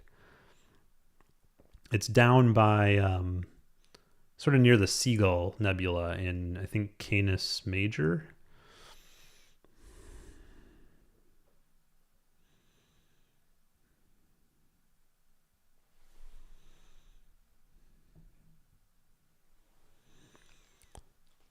Dr. Ape says, Wolf-Rayet stars blast a lot of gas off. I think it's kind of a high-power planetary nebula. Oh, thanks for that explanation. That's great. I couldn't remember exactly how it worked, but that's a really cool explanation.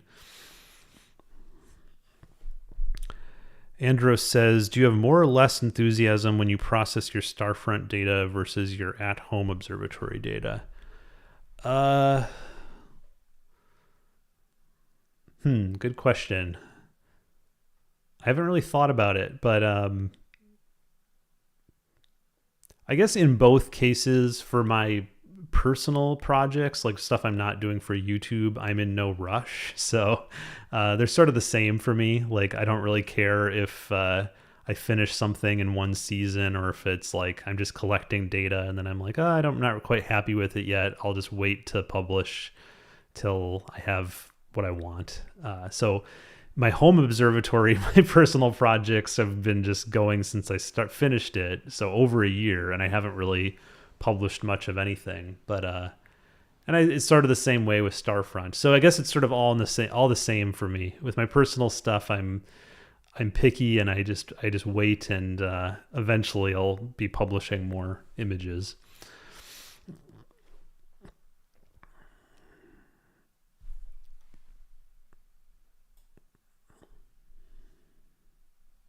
I guess the thing that I'm most excited about, though, is my project that I'm doing in my home observatory, which is like a huge image using my triple lens setup, and it's going to just be tons and tons of data.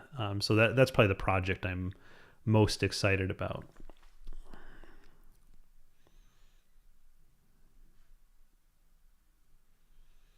Let's see if we're getting any detail on the crescent. Yep, starting to get some of the brain activity. It's interesting though. This, it's strongest in HA in the crescent part here, and then if we did the O3, you could see the O3 really fills this in quite a bit more. I guess we could let's actually just stop this one here. Okay, so remember what this looks like. I could take a picture of it, I guess, a screenshot.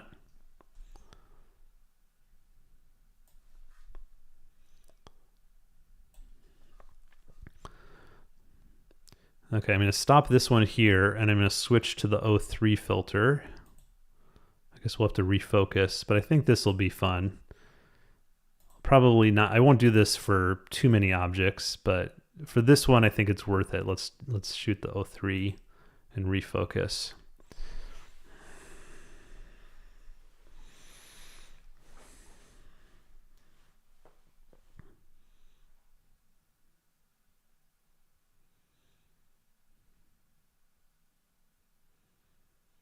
Todd says Nico has a good processing video on this using Photoshop. Yep, and I think I show some other ones on that one too.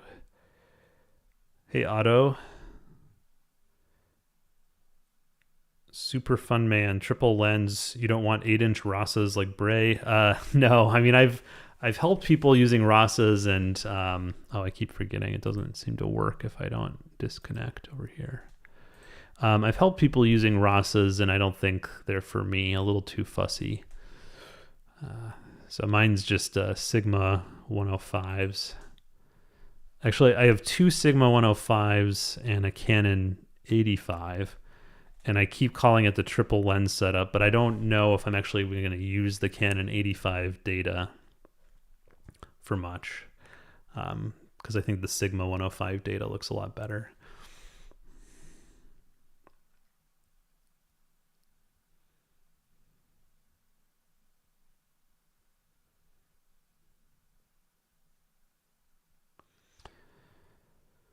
Do you have a review in progress for the Ultra Cat 106? I've seen a couple folks have them shipped and will arrive early next week. Nope, I don't. William Optics hasn't reached out to me about that one. I'd say that in general, things have slowed a little bit with reviews.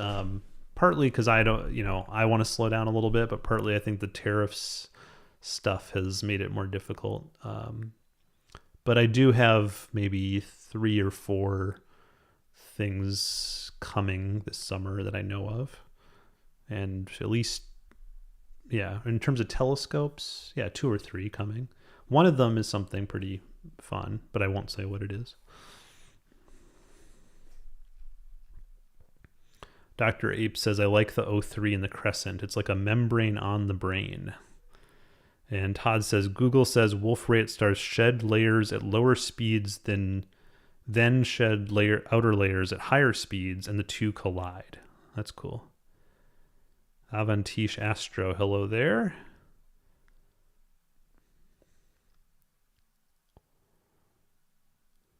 Super Fun Man says, I'm planning on picking up a telescope mount. Andros is skeptical about the CGX. What are your thoughts on it? No clue. Never have used the Celestron mount, actually. I know that when I was getting started, a lot of people had the AVX mount, but now it's not a common mount anymore. I think because it just doesn't present like a good value anymore. Like it's like, I think a little over $1,000, and most people I think would rather just spend a bit more and get an AM3 at this point. The CGX, if you get a good deal on it, maybe it would be a good thing to pick up. I probably wouldn't buy it new, personally.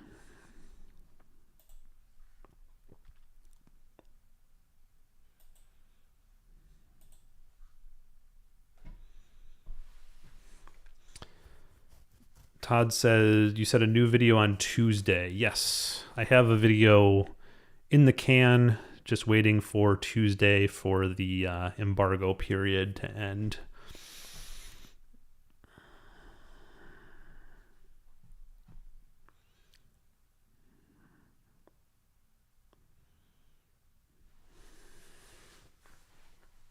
Oop, forgot to turn on guiding. I guess I should restart this.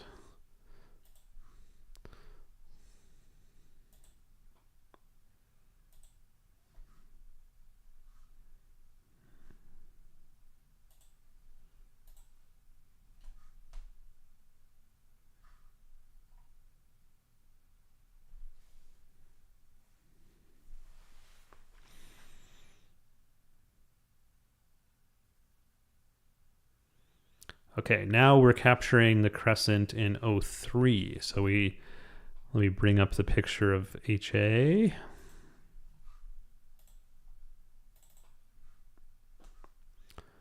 So here's what it looked like in HA. And we'll see it develop in O3 and then compare them. That could be sort of fun.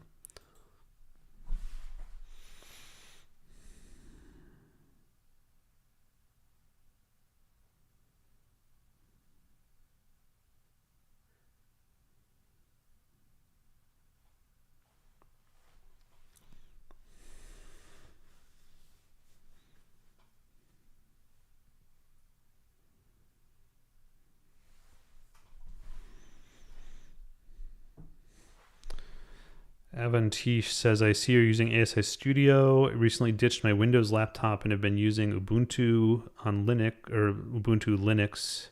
Works like a charm. Oh, ASI Studio on Linux. That's cool. Didn't know that was a thing.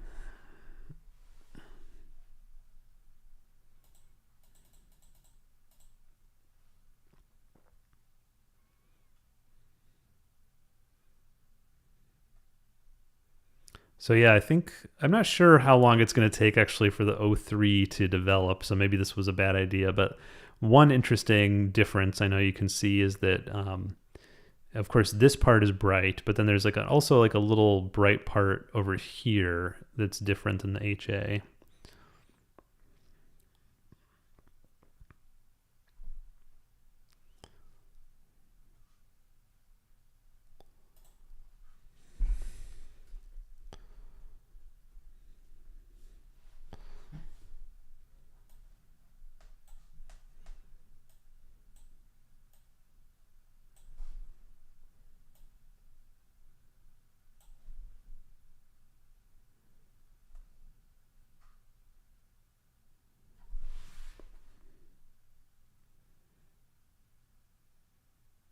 So far, they look pretty similar. But maybe I'll bring up a picture of what they look like in a finished state to show you the difference. This experiment is maybe not going to be that interesting otherwise.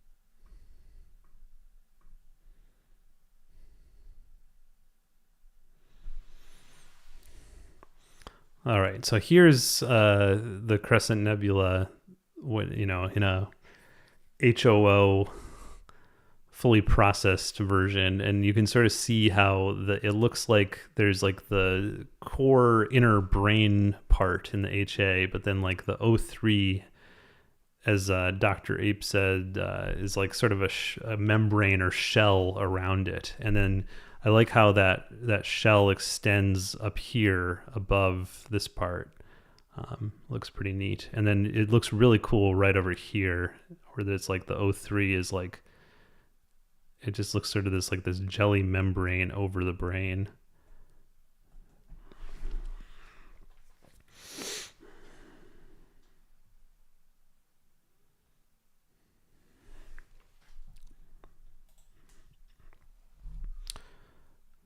Oh, so Todd is asking about my 2026 trip to Chile. So let me bring that up. What would that be? Tour hero.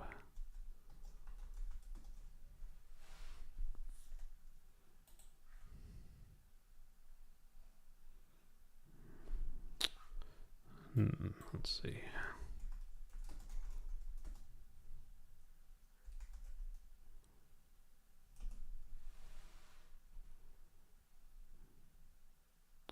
Okay, that didn't work either. Let me just go to my Patreon here, bring this up real quick.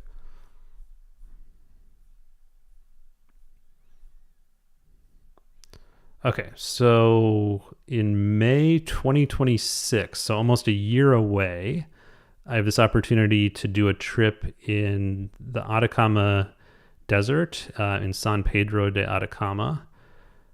And I haven't really advertised it outside of Patreon yet, but it is up here on this website called Tour Hero. And Todd was asking, did I organize this or is it the company organizing it? It's a little bit of both. All these astrophotography workshops and all the night sky sessions will be led by me. But all the daytime stuff, if you do any of these sort of like optional activities, is the tour company. And then they're also handling all the meals and other details. So I can sort of just focus on teaching astrophotography and they do everything else. So if you're interested in this, it's open for next year to go to the Southern Hemisphere.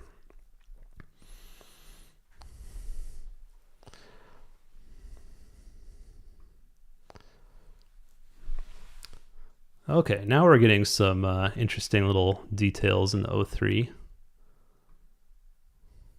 Especially in here, that's sort of cool. But I think we'll move on to the next one here.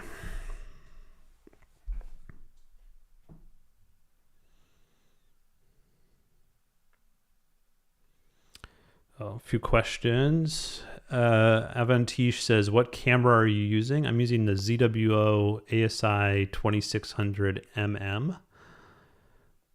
Dr. Ape said, I missed the early part. Is ASI Live running all your gear, or do you have other things running behind it, and ASI Live just handling the camera and live stacking? Yes, the latter. I'm using just ASI Live for live stacking, and I'm using SGP for my sort of session control. So what I do is I'm just going to stop the live stack here on ASI Live.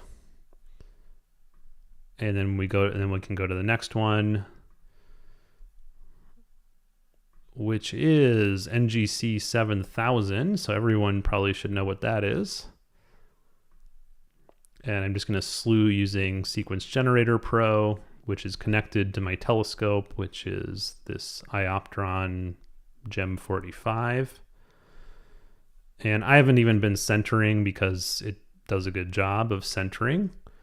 And then once we've reached the new target, I just reselect stars here, and I'm guiding using PhD2, and then go back to ASI Live.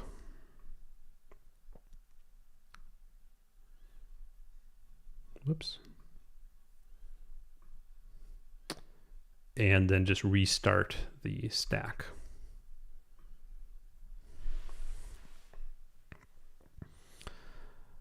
Okay, Ushi got it first. North America Nebula. Oh, but that still looks like Crescent. So what did I do? I was talking while I was going through these things quickly, so maybe I went to Crescent instead. Let's do HA.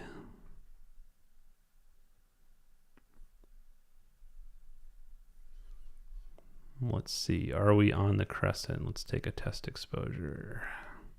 I mean on the North America.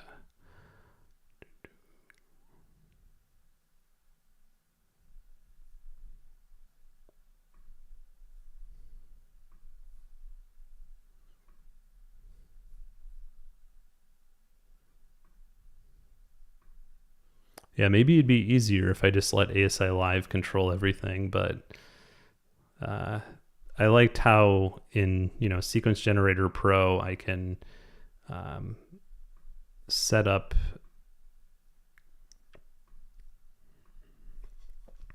all my targets here. I don't know if that's really an option in ASI Live. I haven't fully explored it. Okay, that is North America, so we're on the right spot. Let's go to our HA filter.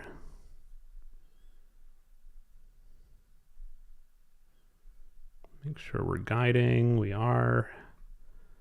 Okay, let's restart the stack.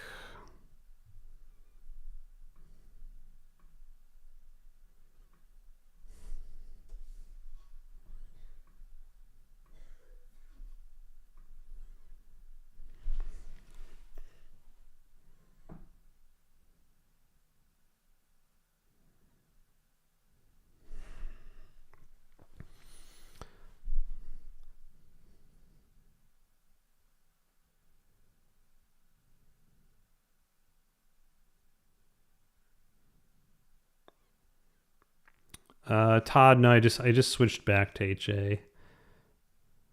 The O3, yeah, North America and Pelican are sort of interesting in O3, but I think for the rest of the night I might just stick with HA. I don't think that the differences in mono were quite as interesting as I thought.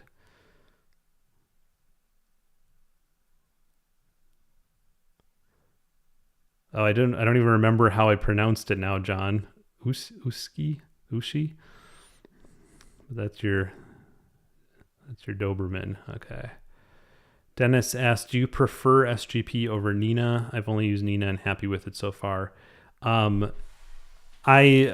no, I just I've barely used Nina because my muscle memory is so good with SGP because I've been using it since 2017 that it's hard for me to switch.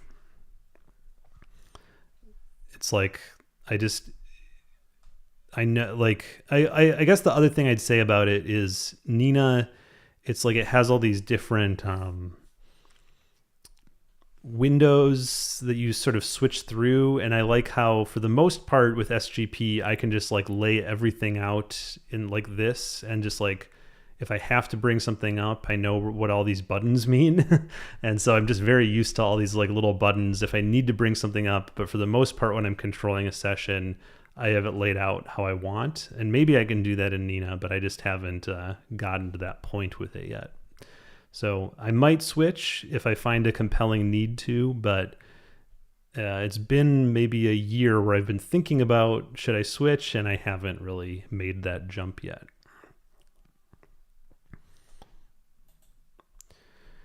So you can see the North America Nebula is always the one people tell, people to try first in Cygnus, because you can see it's huge. This is 350 millimeter focal length, and it's like almost filling the frame.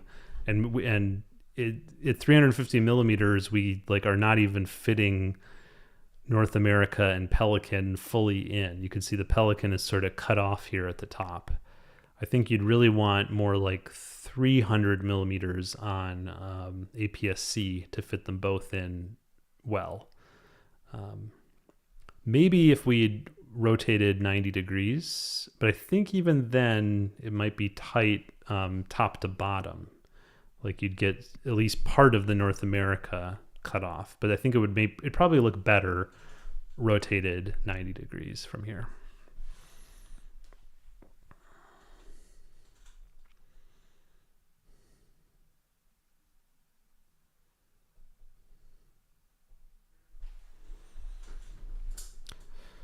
Oh, like sushi without the S. Okay, Ushi. But your name's actually John. And Todd says, if it ain't broke. Yep, that's sort of how I feel about it. Is like, especially with remote imaging like this, I feel much more comfortable sticking mostly to tools that I know well. It's hard for me to like feel comfortable using tools I don't really know when my gear is far away from me.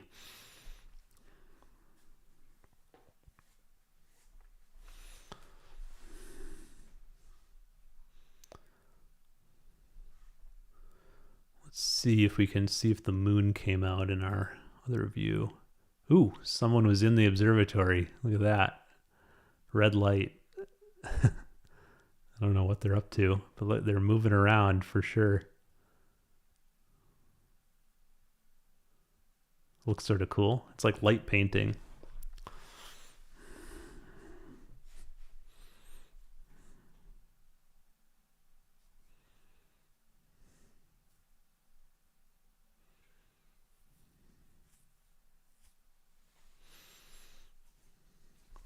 You can see here in this view, one thing I have replaced is my flat panel. I had a Wander Astro flat panel, and I just got unlucky and the light broke. So the motor was still working, so I could take darks with it, but it wasn't working for flats.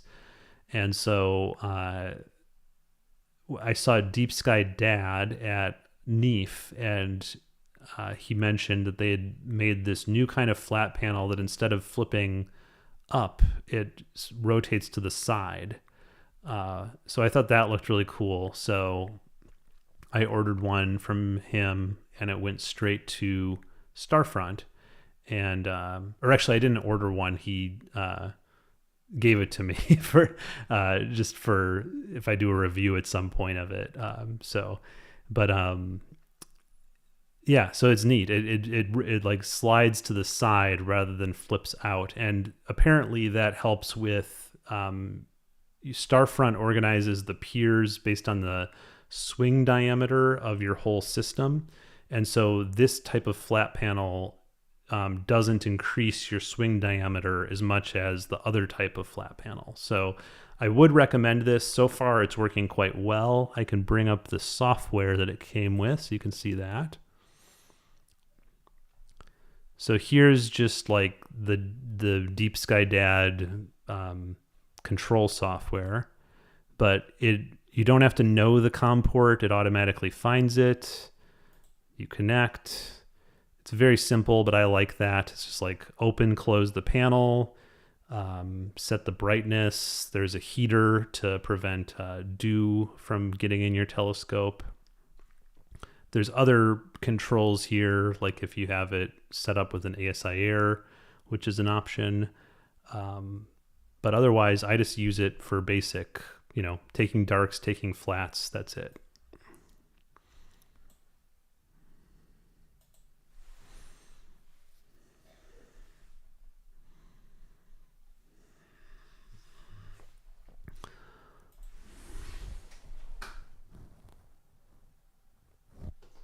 Okay, and again, you can see why North America is such a popular one, because this is only 7 minutes integration with the HA filter. It's already looking quite good, especially this region. This is called the Cygnus Wall. I've probably shot this.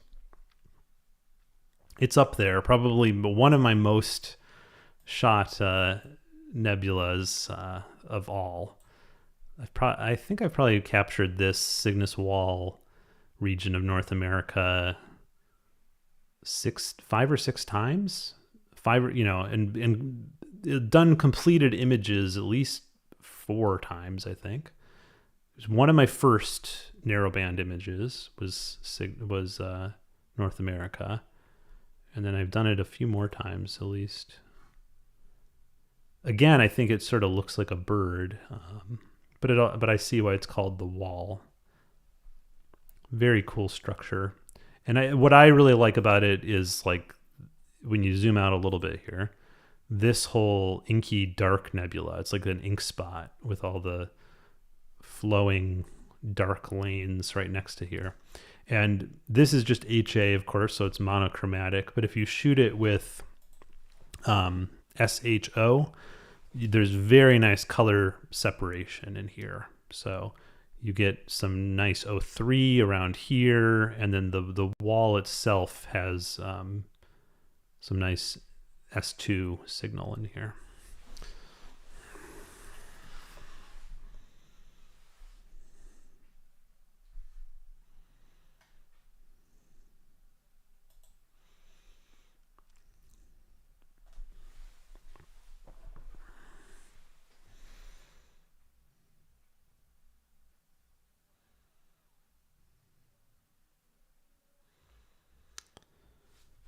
Mr. GP3PO says the technology has us spoiled. Rather than sitting outside freezing or being eaten by mosquitoes, we stay cozy and comfortable.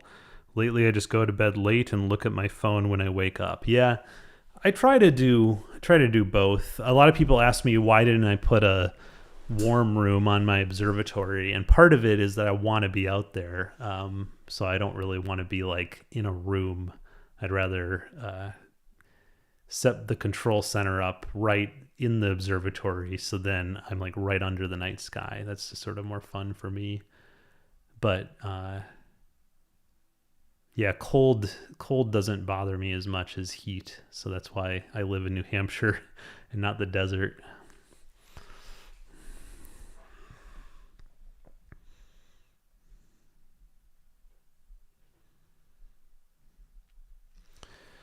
Dr. Ape says, regarding darks, do you still find darks necessary? Some seem to think they're optional on the 2600 thanks to low amp glow.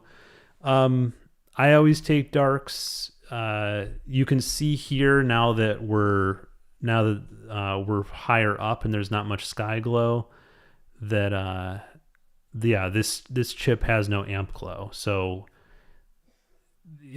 but my thing is, I only take darks like once a year, so they're not a big deal when you have a cooled camera. Take them once a year for your like common temperatures, and then you have them. And I always use gain 100 with this camera, so I don't really see the point of not using them. I guess they're optional, but why not? I mean, they don't harm the image. Ushi or John says, do you use any automatic flat panels at home or just for Starfront? I just have used them at Starfront. The Wanderer one was my first one, and now I have the Deep Sky Dad, but never used them before that. I have gone through many different flat panels. I mean, honestly, with diffusion, any screen still works fine, but I do have some nicer Astro flat panels now. At home, I have a fairly large one from, what's that company? Prima Luce Lab. And it's really not necessary to have a nice flat panel like that, but it is nice. Just works on any telescope, and I can dim it using an app. And it's, if you do astrophotography as much as I do, I guess it's worth it. But I think it was like $200, which is sort of crazy for a flat panel.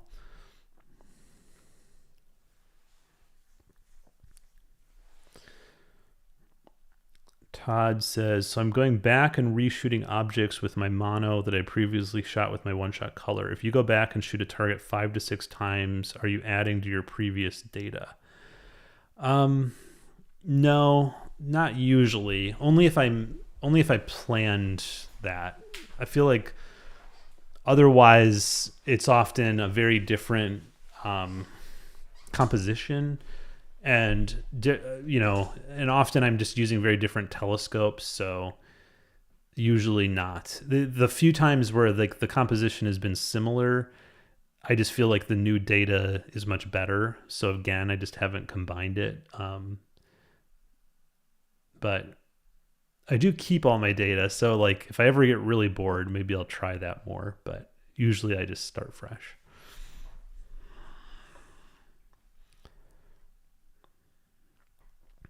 John says, did you collab with another YouTuber on the Cygnus wall several years ago? Yes, Helena. That was my first collab with Helena, who is still active, but not as active because she's in college right now. But she's doing a semester abroad in Australia, I heard, soon. So hopefully she gets to do some Southern Hemisphere shooting.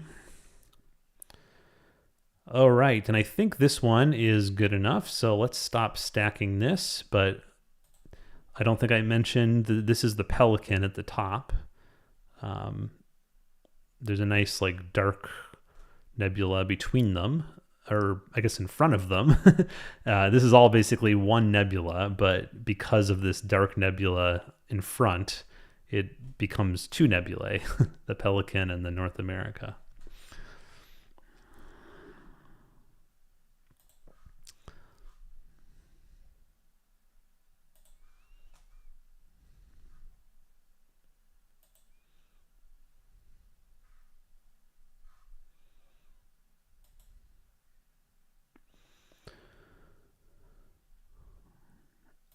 All right, what do we got here?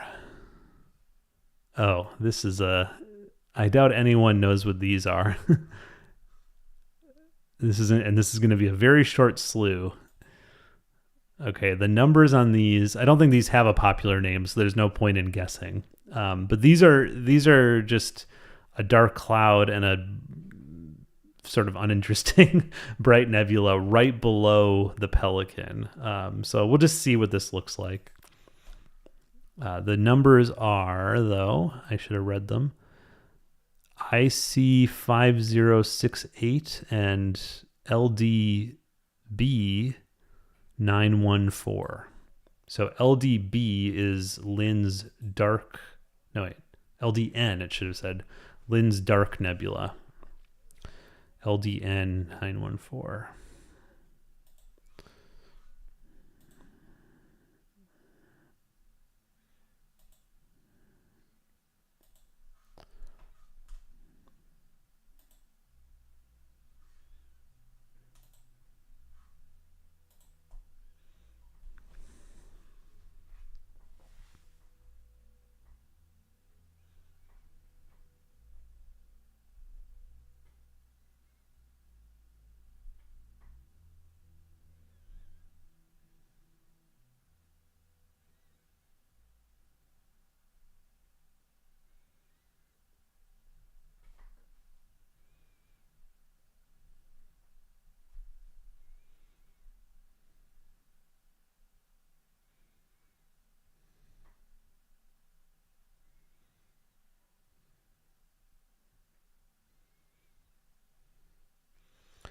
Mr. GP3PO says, I do love to sit outside and just watch the sky while the scope works away. And Dr. Ape said, I do take binoculars with me, sort of thinking about whether to add a visual Dobsonian to the arsenal. You know, I find that I don't use my Dobsonian that much. I use binoculars a lot more often. What's going on here? 1 second.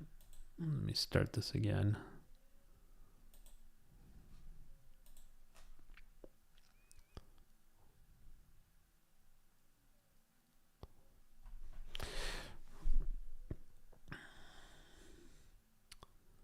Yeah, just because a Dobsonian, it's so heavy to move around. I sort of regret actually getting the 10-inch. Maybe I should have just gotten an 8-inch. Should be easier to move.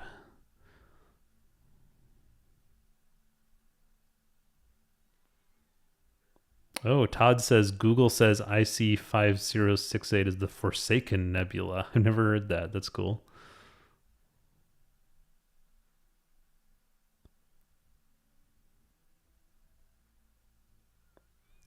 Super Fun Man says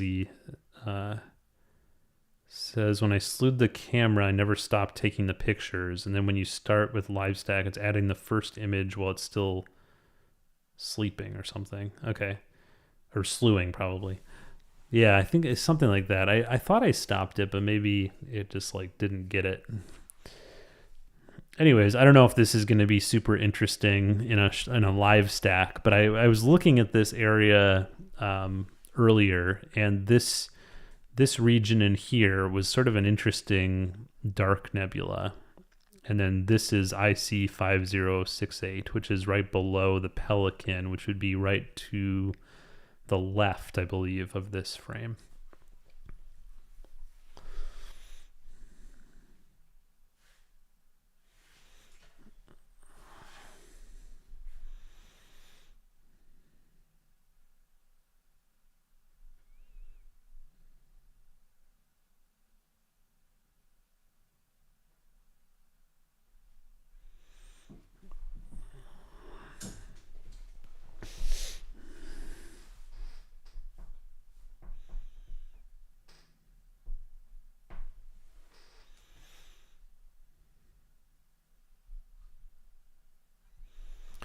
Yeah, there's discussion about the 10-inch versus 8-inch Dob. I actually, that's another video. I've noticed people often do well with like the what beginner telescope should you get kind of video, and I've never done that. So I've been thinking I should do that video and talk about sort of just the different kinds of beginner telescopes, and the 8-inch Dob is definitely one that's recommended a lot. So was thinking I could get an 8-inch Dob and talk about it, and then also since I have the 10-inch Dob, I could compare it to that in terms of portability and what you can see in an 8-inch versus 10-inch, if it really makes a difference.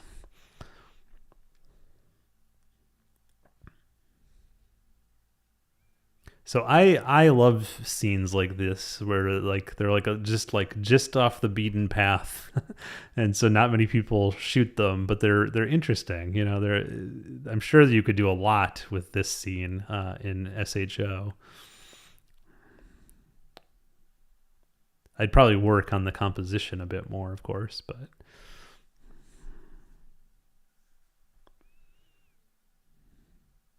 Thank you for coming, Todd. Yeah. And sweet dreams.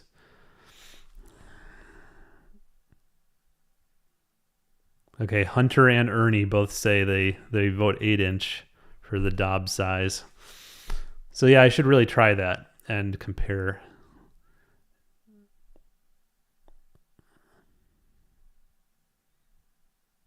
And Otto says he has a 6-inch Dob, but has only used it on planets and the moon.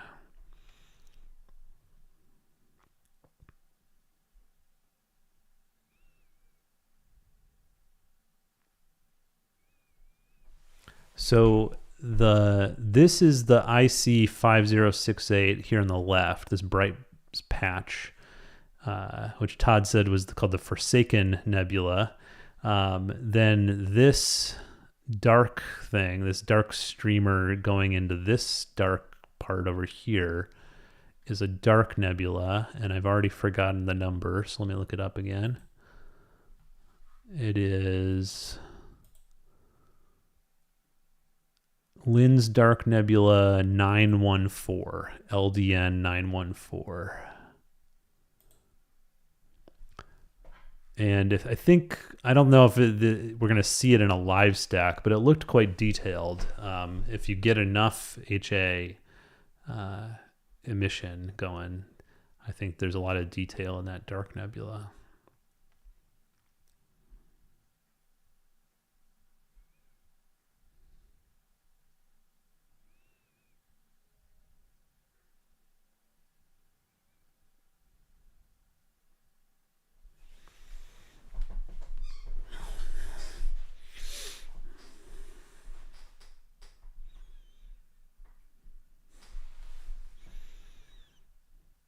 So both Ernie and John are saying this is they're interested in this field of maybe shooting it. I've actually never shot this field. I'm sure I've included it in wide images of this region, but I've never shot the field like this, just without even any of the North America or Pelican included, even though it's right below them.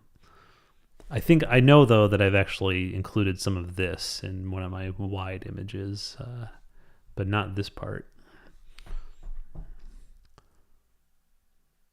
Anyways, I'll probably let this one go a little bit longer just to see if anything interesting pops out. Maybe another 5 minutes or so. Because I think we only have 2 more objects after this, which you may know, you may guess what they are, or unless there's any requests. If there are any requests for things to shoot in Cygnus, but I guess I haven't given away what the last 2 are yet, so maybe we'll wait for requests till the very end. We'll do the last 2 on my list, and then if anyone has any requests for things we haven't done yet, if you've been here the whole time. I think, the major ones we've already hit: tulip, crescent, satyr butterfly, North America and pelican. Dumbbell isn't actually in Cygnus, it's in Vulpecula.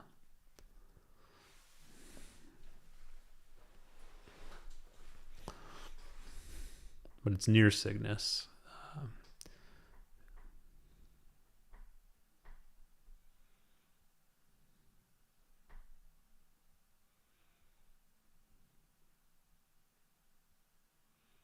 Good night, John. Thanks for coming. Thanks for all the questions and comments.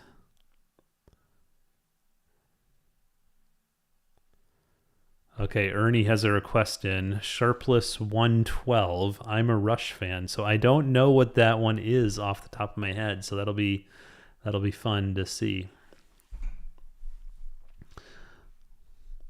So I'd say it looks like with this field,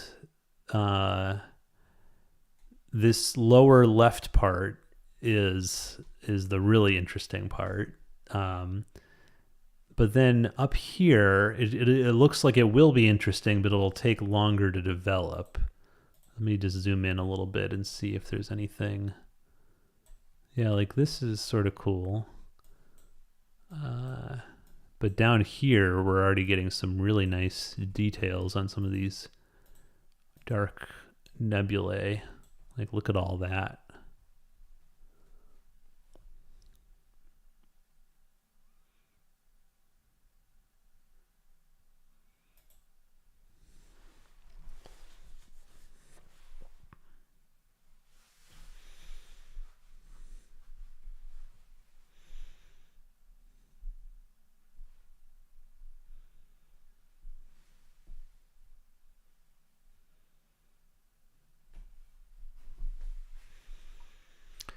Marco, good morning from Switzerland. I just got up. Yeah, so it must be quite early there, I would think. Mikkel says, I have both an 8-inch and a 10-inch, and I loved the view with the 10-inch, but it was bulky to carry. I sold the 10-inch and kept the 8-inch. I take it out on Wednesday evenings with our club's public viewings. Val says, I think this is a request. It's pretty dim, but LBN 380, the waterfall HA region of Cygnus, is my favorite. Oh, okay. I don't know if I've heard of that one. Maybe I'll add that to the list here. Andrew says, just tuned in now from Japan. Okay, it's cool that we're getting people from other parts of the world just tuning in. So we have Marco from Switzerland and Andrew from Japan on the chat now. That was interesting. I don't know if it looked this way on this live stream, but on my screen here, with that last exposure it just added, all of a sudden the whole picture just got quite a bit brighter. And I'm glad I waited, because now you can see this dark nebula, Lynn's Dark Nebula 917, I think we established it was. It extends down here from the center of the screen, and then it snakes up like this and then over. And so it's I like how there's this long river-like element to it.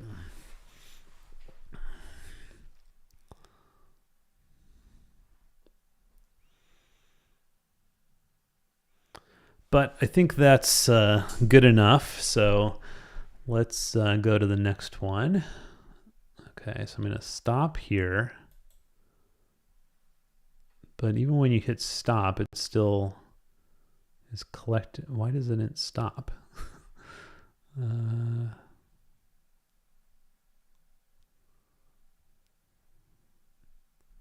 Well, let me just disconnect the camera. That will really stop it. Okay, and let's pause guiding.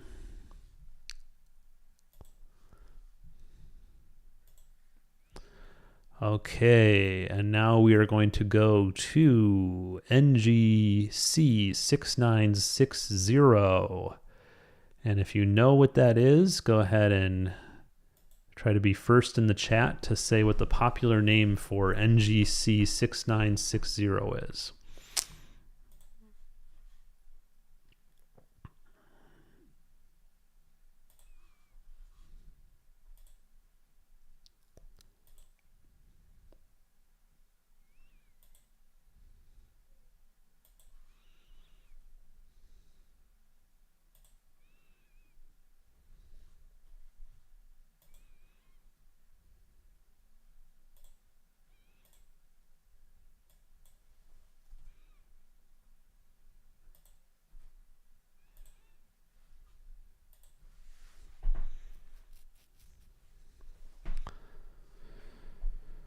Bruce says, just joining from Texas. Hey, Bruce.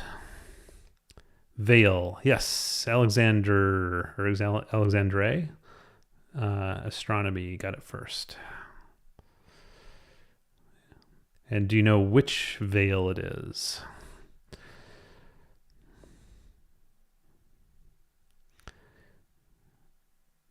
Tanner says, not enjoying this straight week of predicted cloudy nights.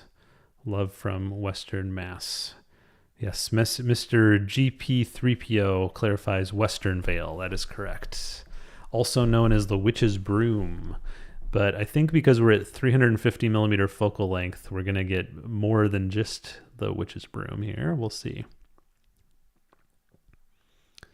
Yep, I think even in this 1 minute exposure, you can see up here at the top, that's Witch's Broom. But this more pizza-shaped thing down here is the, or pizza slice-shaped thing is the Fleming-Pickering triangle, named after Wilhelmina Fleming, who discovered it, and Edward Pickering, who was the observatory director at Harvard when that happened. But and of course, this whole thing is one big supernova remnant. I think it's the brightest supernova remnant in the sky, maybe. Definitely the most well known. It has many names. So it's called the Cygnus Loop. It's called the Veil Nebula Complex, and then each part of it has a different name. So there's the Western Veil, there's the Fleming-Pickering Triangle, and then next up we'll go to the Eastern Veil.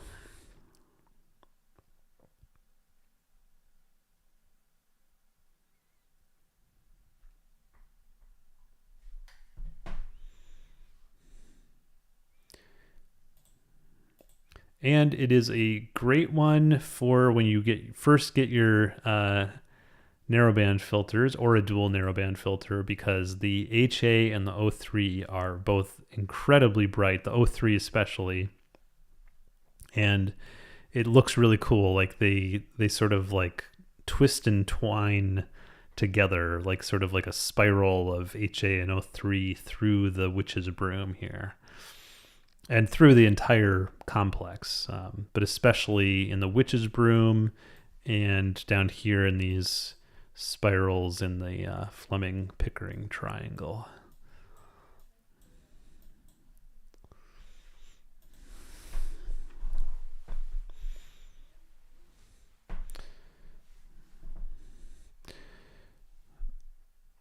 Ike28 says, is the Veil Nebula even possible with a DSLR?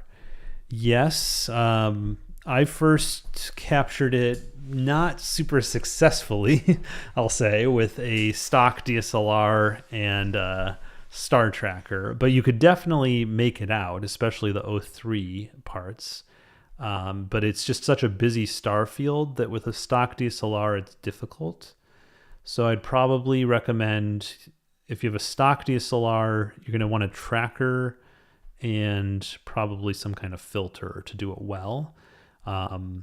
If you get a modified DSLR and you're using a dual narrowband filter, it's going to come out great with tracking.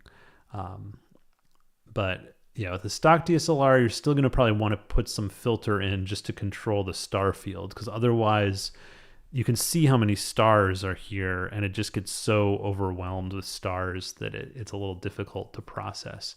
But probably these days with StarNet, it's easier. When I'm thinking back when I was doing it with a stock DSLR, and we didn't have StarNet yet. So I had dust and scratches filter, but that's about it for like removing the stars, and that wasn't very effective. So I should actually retry it with a stock DSLR and tracker and the new processing tools, because I might actually be surprised at how well it turns out.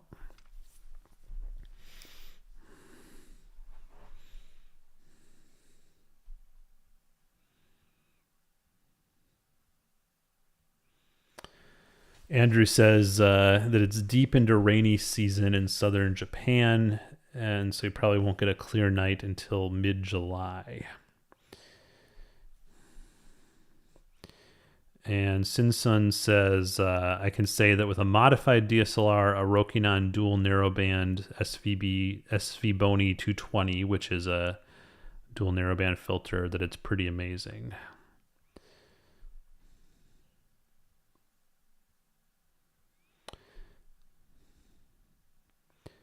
The world's president asks, what's an ideal focal length for shooting it? This is 350 with a APS-C sensor. And so you can see at 350, you can get the Fleming-Pickering Triangle and the witch's broom in one frame. So this is nice for a wide field. If you wanted to get both the witch's broom and the Eastern Veil, which we'll do next, in one shot, I'd suggest 135 millimeter focal length. And if you want a detailed shot, you can go up to like 800 or, so really lots of different focal lengths can work well.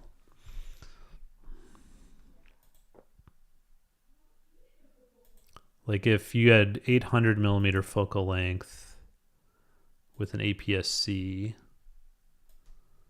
I think it would look something like that. So it'd be like a nice close-up of just the witch's broom.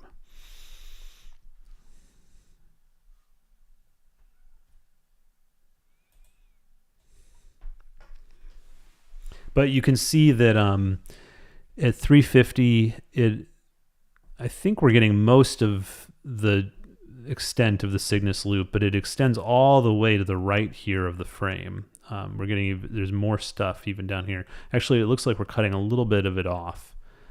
I probably should have moved this just a little bit, because I think we're getting the full top here of the supernova remnant, but we're not getting the full bottom.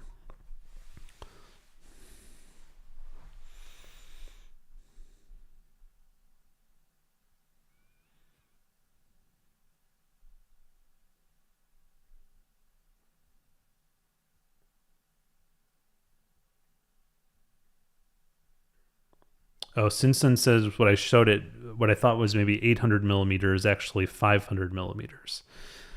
So that nice close cropped in is 500 millimeters. So I guess 800 millimeters might be too much focal length for this one. But anywhere from 135 to 500, I guess would be good.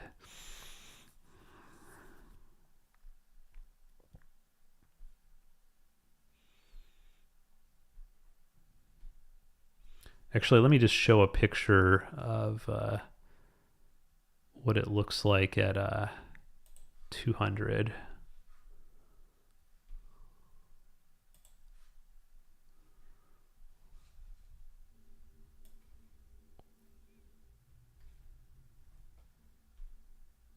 I'm sure I have one here. There we go. Okay, this is at 200. So you can why I'm saying 135 is even this is a little cut off at 200 millimeter with a crop sensor. So 135 you'd really get the whole thing, but 200 looks pretty good. It's you basically have the whole thing. And so here's the part we've been shooting up here, and then here's the eastern veil that we'll do next. And you can see what I mean about like there's just so much. There's like O3 tendrils and HA tendrils, and here in the witch's broom they really combine in a pleasing way.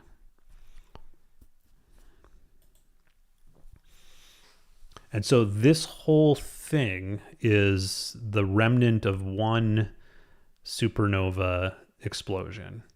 So it's been expanding out, and this is a 3D bubble, but we're seeing it in 2D, of course, from our vantage point. But like you can imagine, this is actually like a 3D bubble of gas.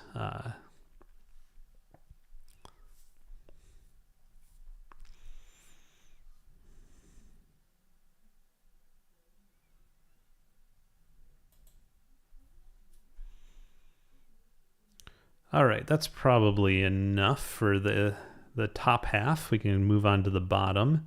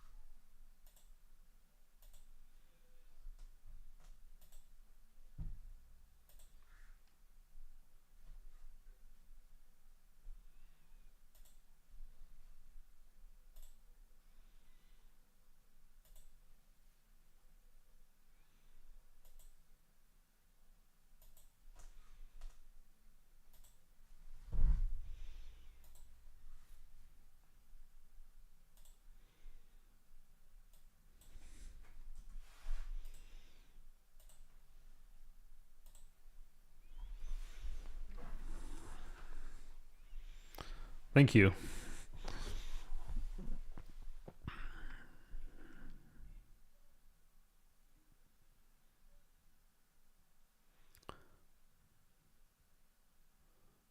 Been going about,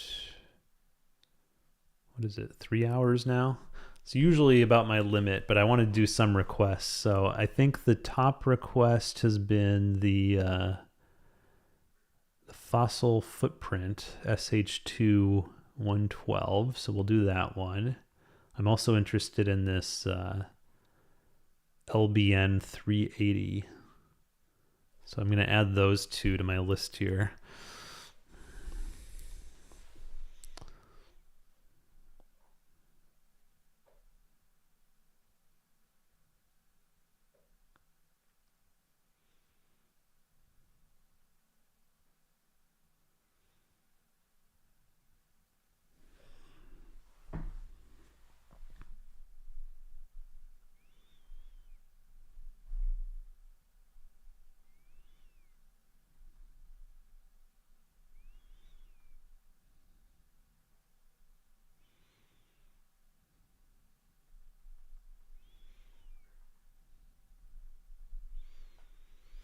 So this one is usually just called the Eastern Veil Nebula, but I've also heard it called the Xenomorph Nebula, because when it gets a little bit more filled in here, I think you'll see that it sort of looks like the alien from the movie Alien.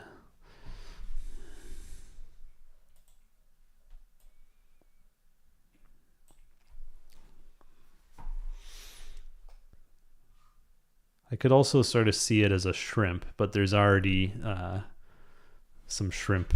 I think there's already a shrimp nebula. I don't remember where it is, but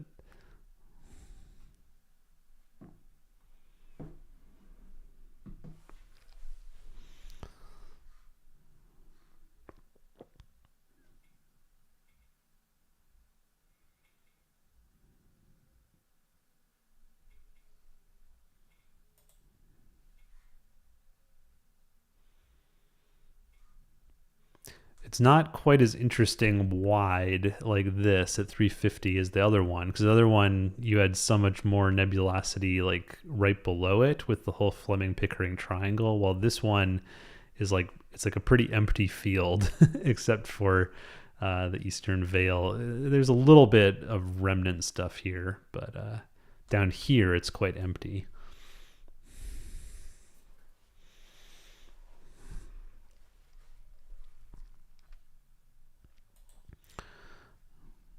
All right, well that's going. Let's add a couple to our list here.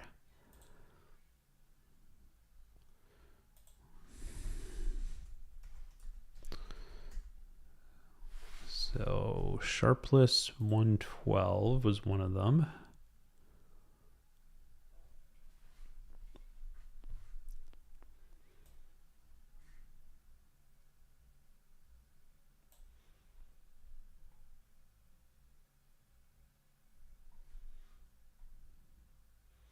Oh, that thing. I've shot that. I know that one. Yeah, I forgot that that's what that was called, but that is a neat little thing there.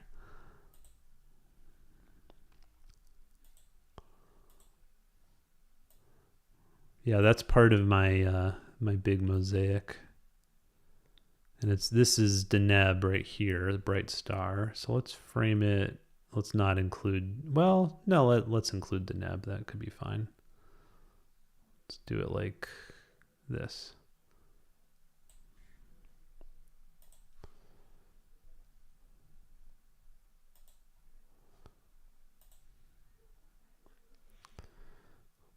And what was the other one?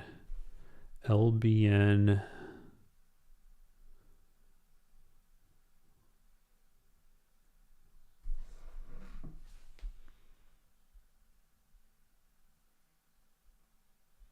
$380. I'm not sure if that's going to come up in, let's see if it does. In SGP's framing and mosaic wizard. Can't remember if they have the LBN objects in here.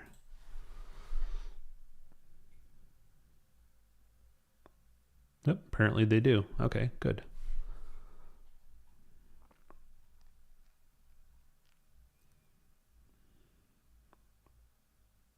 Okay, so right on the other side of... Oh, and I know this one too, of course. Yeah, this is in my mosaic as well. At first I did, for some reason, for a second, I didn't recognize it. But yeah, I know this one. Both really nice objects.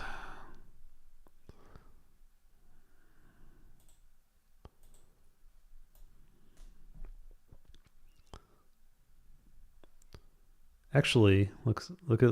I think we could actually get them both in one. Let's just do them both in one here. That'll be easier.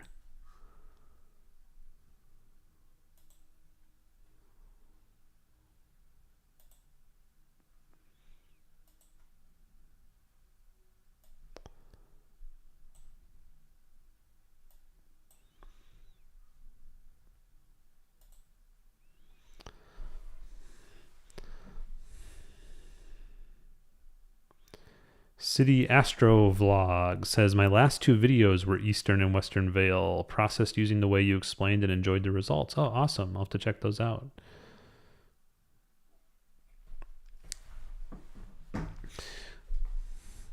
Okay, so here is Eastern Veil.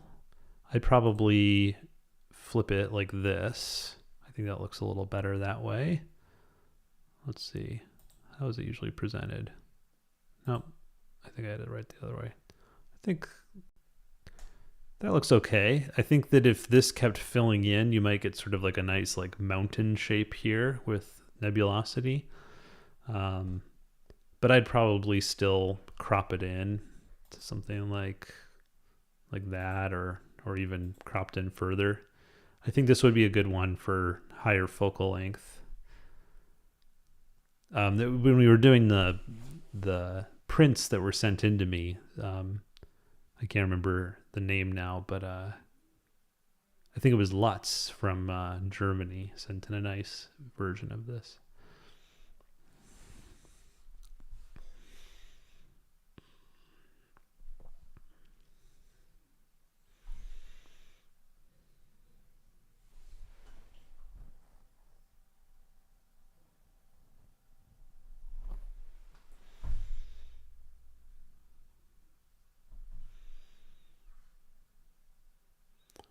Okay, this is now 8 minutes stacked, so let's stop it there. And we'll go on to our last region of the night in northwestern Cygnus.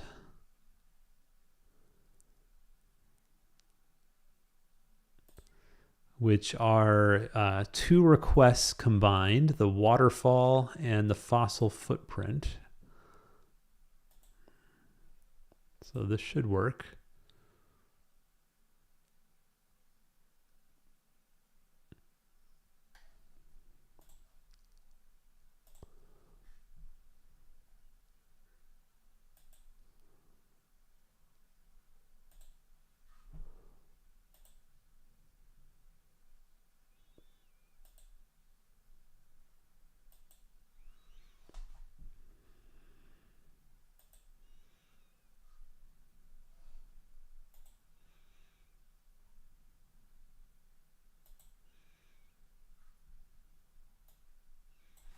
This will give me an excuse to show my mosaic image of this region here in a second.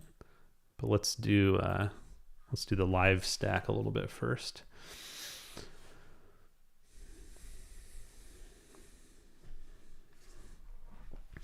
Andrew says, I'm looking forward to trying this region with the SQA 55 in mid-July if it's still visible then. Oh yeah, it'll see, it's only getting better. Cygnus, I mean, assuming you're in the northern hemisphere, Cygnus will continue to be visible through December, but it peaks usually, I think, around September for most latitudes, something like that.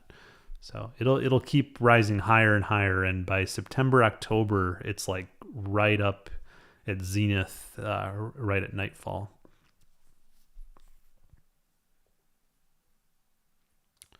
Yes, okay, this did work. So we have the waterfall, which is barely showing up here in this upper left part, and then we have the fossil footprint down there in the lower right.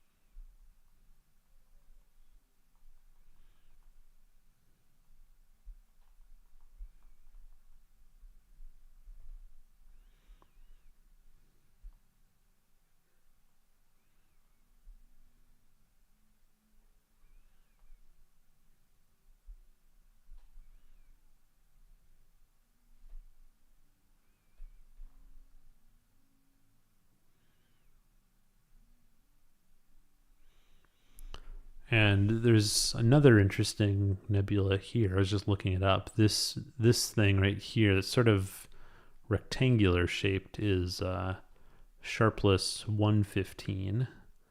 And then I think there's a little planetary nebula in here somewhere too. So a lot to this field. Don't know if I'm going to be able to spot the planetary. Might be that right there. I'm not sure. Or it might not have shown up yet.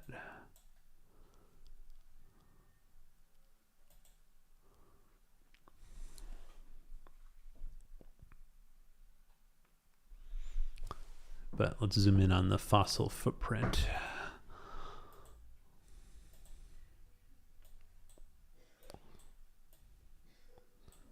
That's definitely a bright little guy, because it's already fairly detailed in just 3 minutes.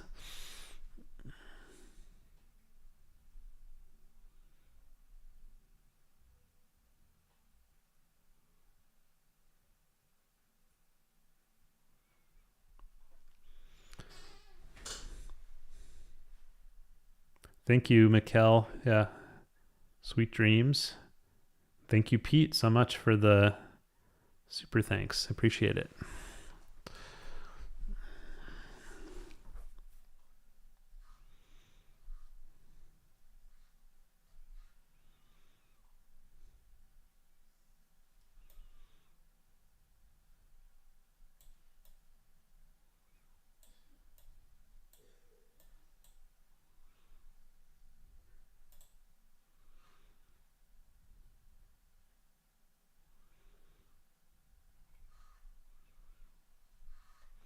Yeah, so I'm not sure if we can let this one go for a while. I'm not sure if the waterfalls are gonna really come out that well. They're quite a bit dimmer than these two sharpless objects over here. Typically, a lot of the sharpless objects are going to be fairly bright in HA, while the Lens Bright Nebulae, this is LBN 308, I think, or was it 380? LBN 380.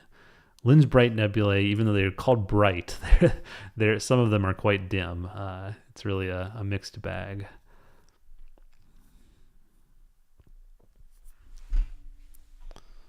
But this is a cool field. I like the strong, that we just sort of picked randomly. I like the strong diagonal here from the waterfall through down to here.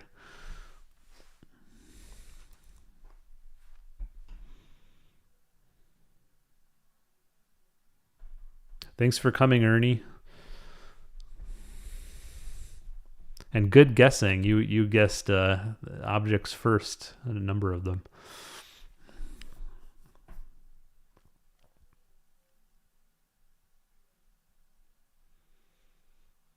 All right. Well, while this is developing, I guess I'll take this opportunity to show my mosaic of this region.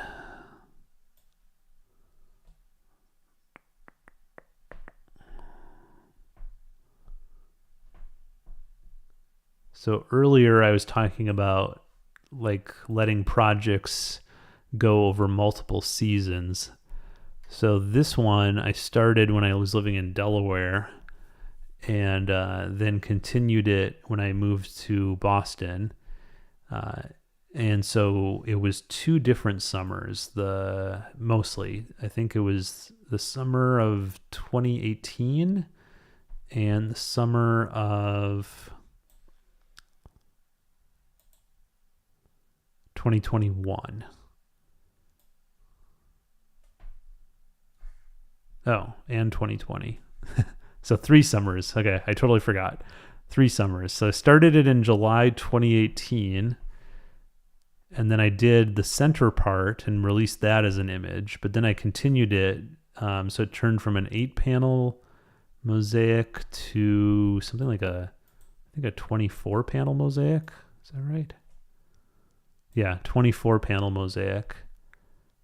So this, what's impressive about this image is maybe not like just looking at it like this, but that like it's actually something like I don't even remember now, tens of thousands of pixels across. So you can really zoom in on it, and there's still plenty of detail, very far zoomed in.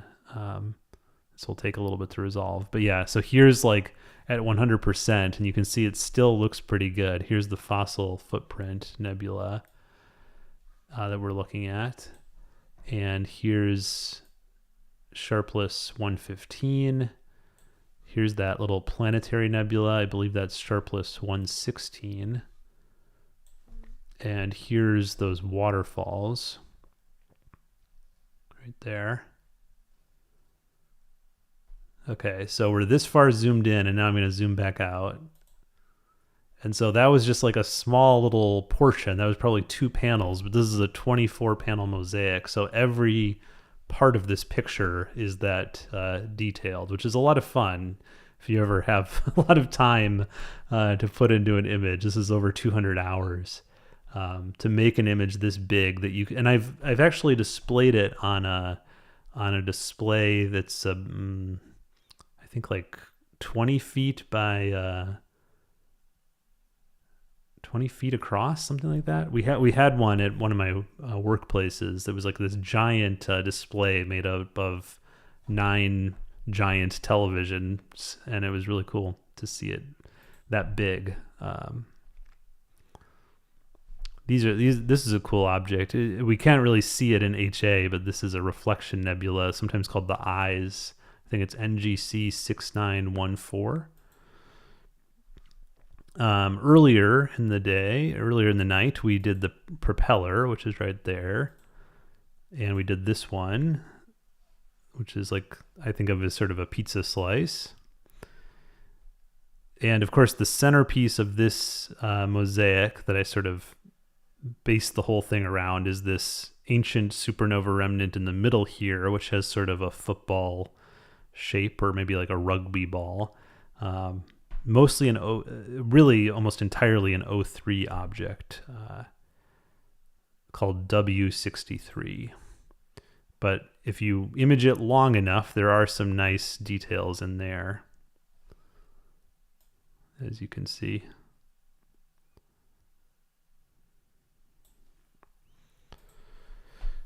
Sinsun asks, how many hours in each image? So it varies, because like this thing I was just showing, this O3 nebula, there's way more hours into this to make it really pop. But I'd say generally something, let me just double check something here.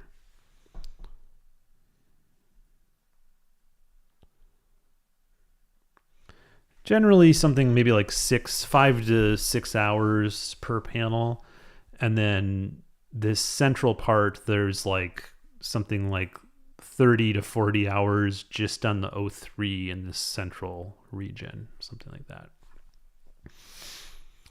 All right, let's go back to our live stack. Ooh, that's looking nice. Yeah, you can start seeing, oh, that waterfall is coming out. Let's zoom in on that a little bit.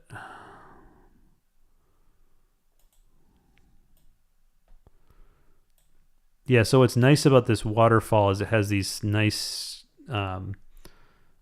streamers here, but then it has this really cool shape down here.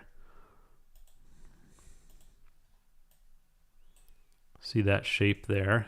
That sort of looks like very organic. I don't know, something about that. These two curves here, and then there's a third curve right there.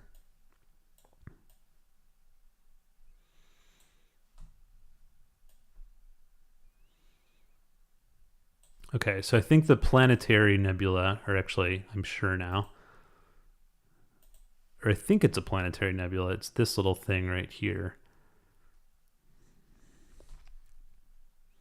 So this is sharpless 116, and then this is sharpless 115, and this is sharpless 112.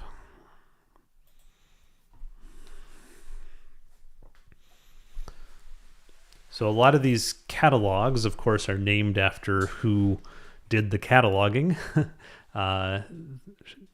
SH2 is Stuart Sharpless, and I think he did his catalog in the 50s, if I'm not mistaken, maybe the 40s.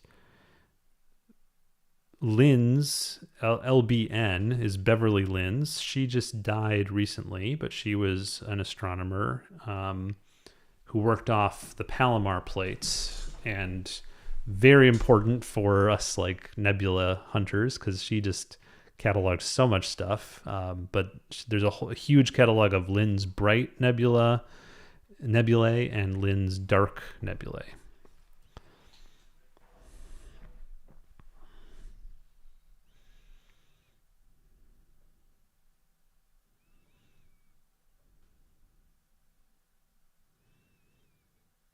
City Astro Vlog says, I'm planning to do a large mosaic with the C-Star S50, but I guess it will take a year at least. Yeah, I mean, different mosaics will take different amounts of time. It really depends, I guess, a lot on how much clear skies you get and what you're doing. The part of what took so long with this mosaic was I was doing all these different filters. I even shot S2, which basically just gives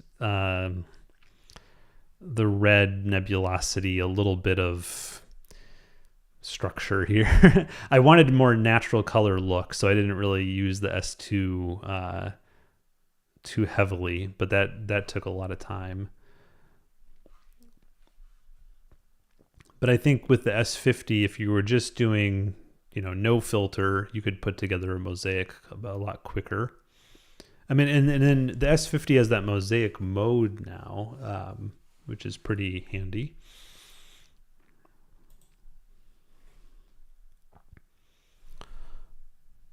So this turned out to be a pretty neat field that we picked here from the 2 requests put together.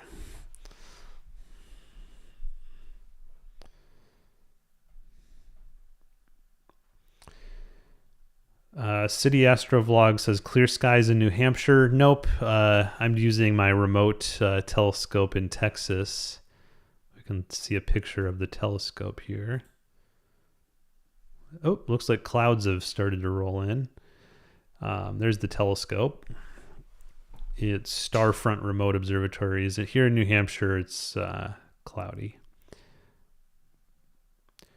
Good night, Mr. GP3PO. Thanks for all your contributions to the chat.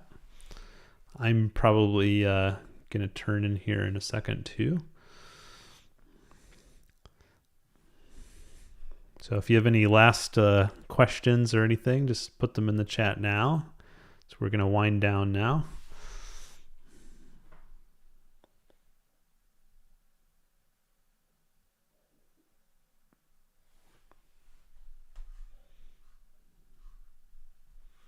Let's look at the all sky cam for Starfront.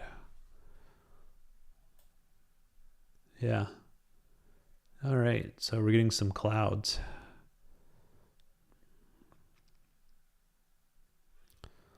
Let's find Cygnus in here.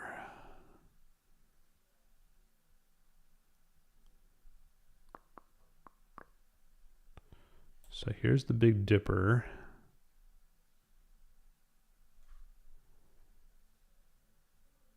I'm sure someone's already spotted it, but I'm having trouble. Oh, there it is, right here. Yeah, looks like there's clouds in Cygnus. There's the neck. We're right here. So yeah, we're being impacted by clouds for sure. So right there where my cursor is where we're pointed.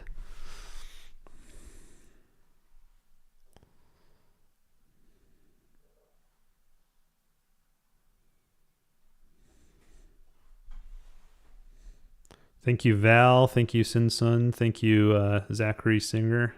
I appreciate it. Thank you, City Astro Vlog. Good night.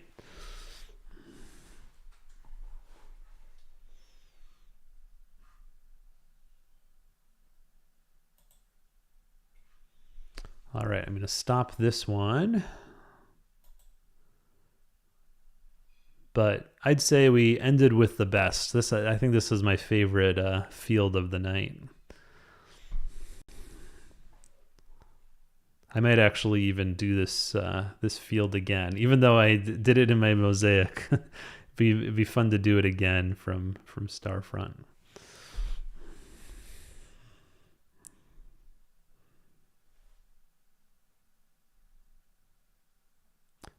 Good night, 211 Milkman. Yeah, I hope we get a good forecast for Cherry Springs and I make it down and see you there.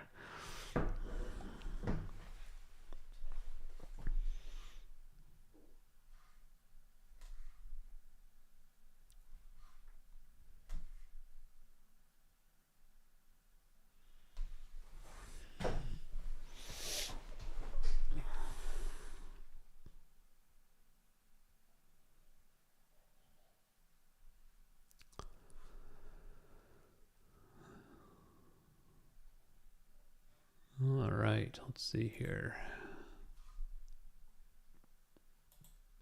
Well, I'll just get back on camera here at the end just to say goodbye and good night.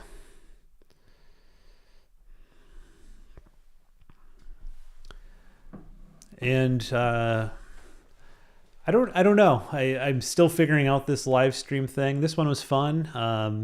I'm still hoping to maybe do live streams once a month is my plan. I think I missed May, but I'll try to get one in July. And if anyone has any suggestions for things to do on a live stream, just let me know. I know a lot of people do them just for like whatever they're imaging at the moment. That might be okay. I mean, but a lot of times what I'm imaging at Starfront is just so uninteresting visually. I don't know if people would really want to see that. So I like these tours. So in April I did a Galaxy tour, and now I just did a Cygnus tour. So maybe I'll continue with that theme and think of other tours I could do. What else? Oh yeah, I had that idea of doing more like an instructional live stream. I'd have to really practice that, I think, to make that work.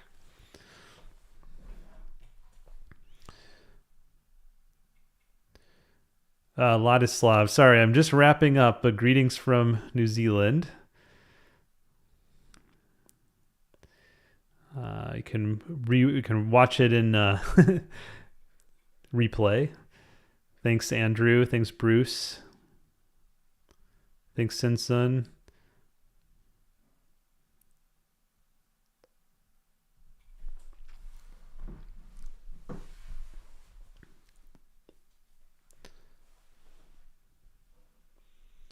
And for anyone joining late,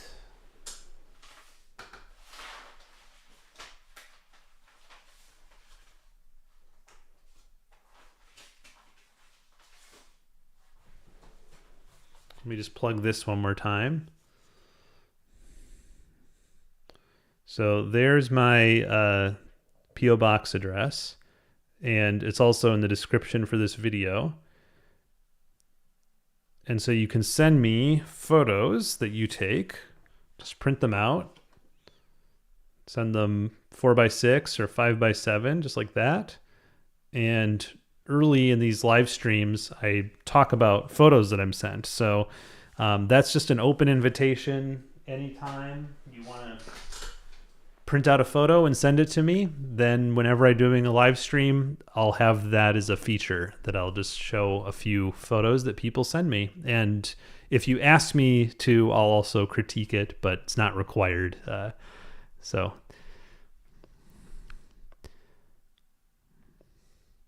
City Astro Vlog says best of each month tour would be good. Yeah, that is a good idea.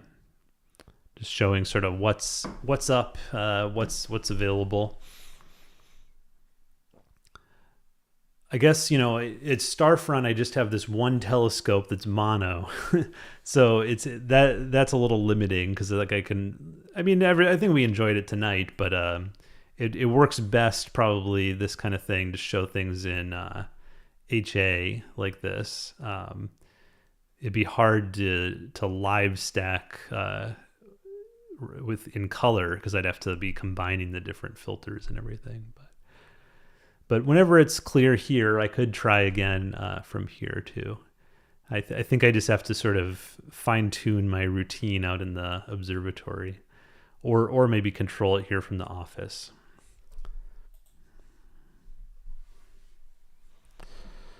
All right, thank you, D-Worms. Zachary says globulars in Sagittarius. Yeah, that'd be sort of crazy. I did actually enjoy that untracked Messier marathon, and the globulars were easy to find. I will say that they were, for the most part. There was actually a couple that I think they were a little difficult.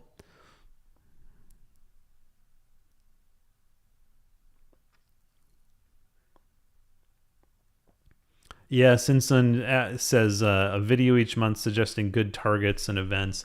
I've thought about that. I know a number of other YouTube channels do it already, and so I don't want to repeat efforts too much, and also I'm just worried that I'm not on track enough to get it out every month. So that's probably why I haven't done that. But I do like the idea of maybe sort of talking about my favorite beginner targets in a live stream every month. I could probably work that out, and then we could just go to them and check them out. I'd say for this month, for what we just looked at, the Veil and the North America especially are probably good ones to start with.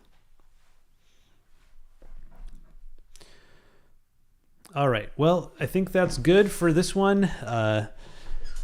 Thank you everyone so much for coming, and I'll see you around in the next live stream, in the next video.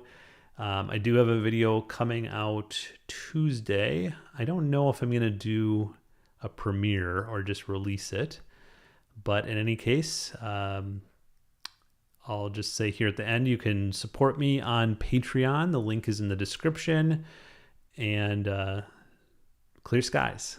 Thanks.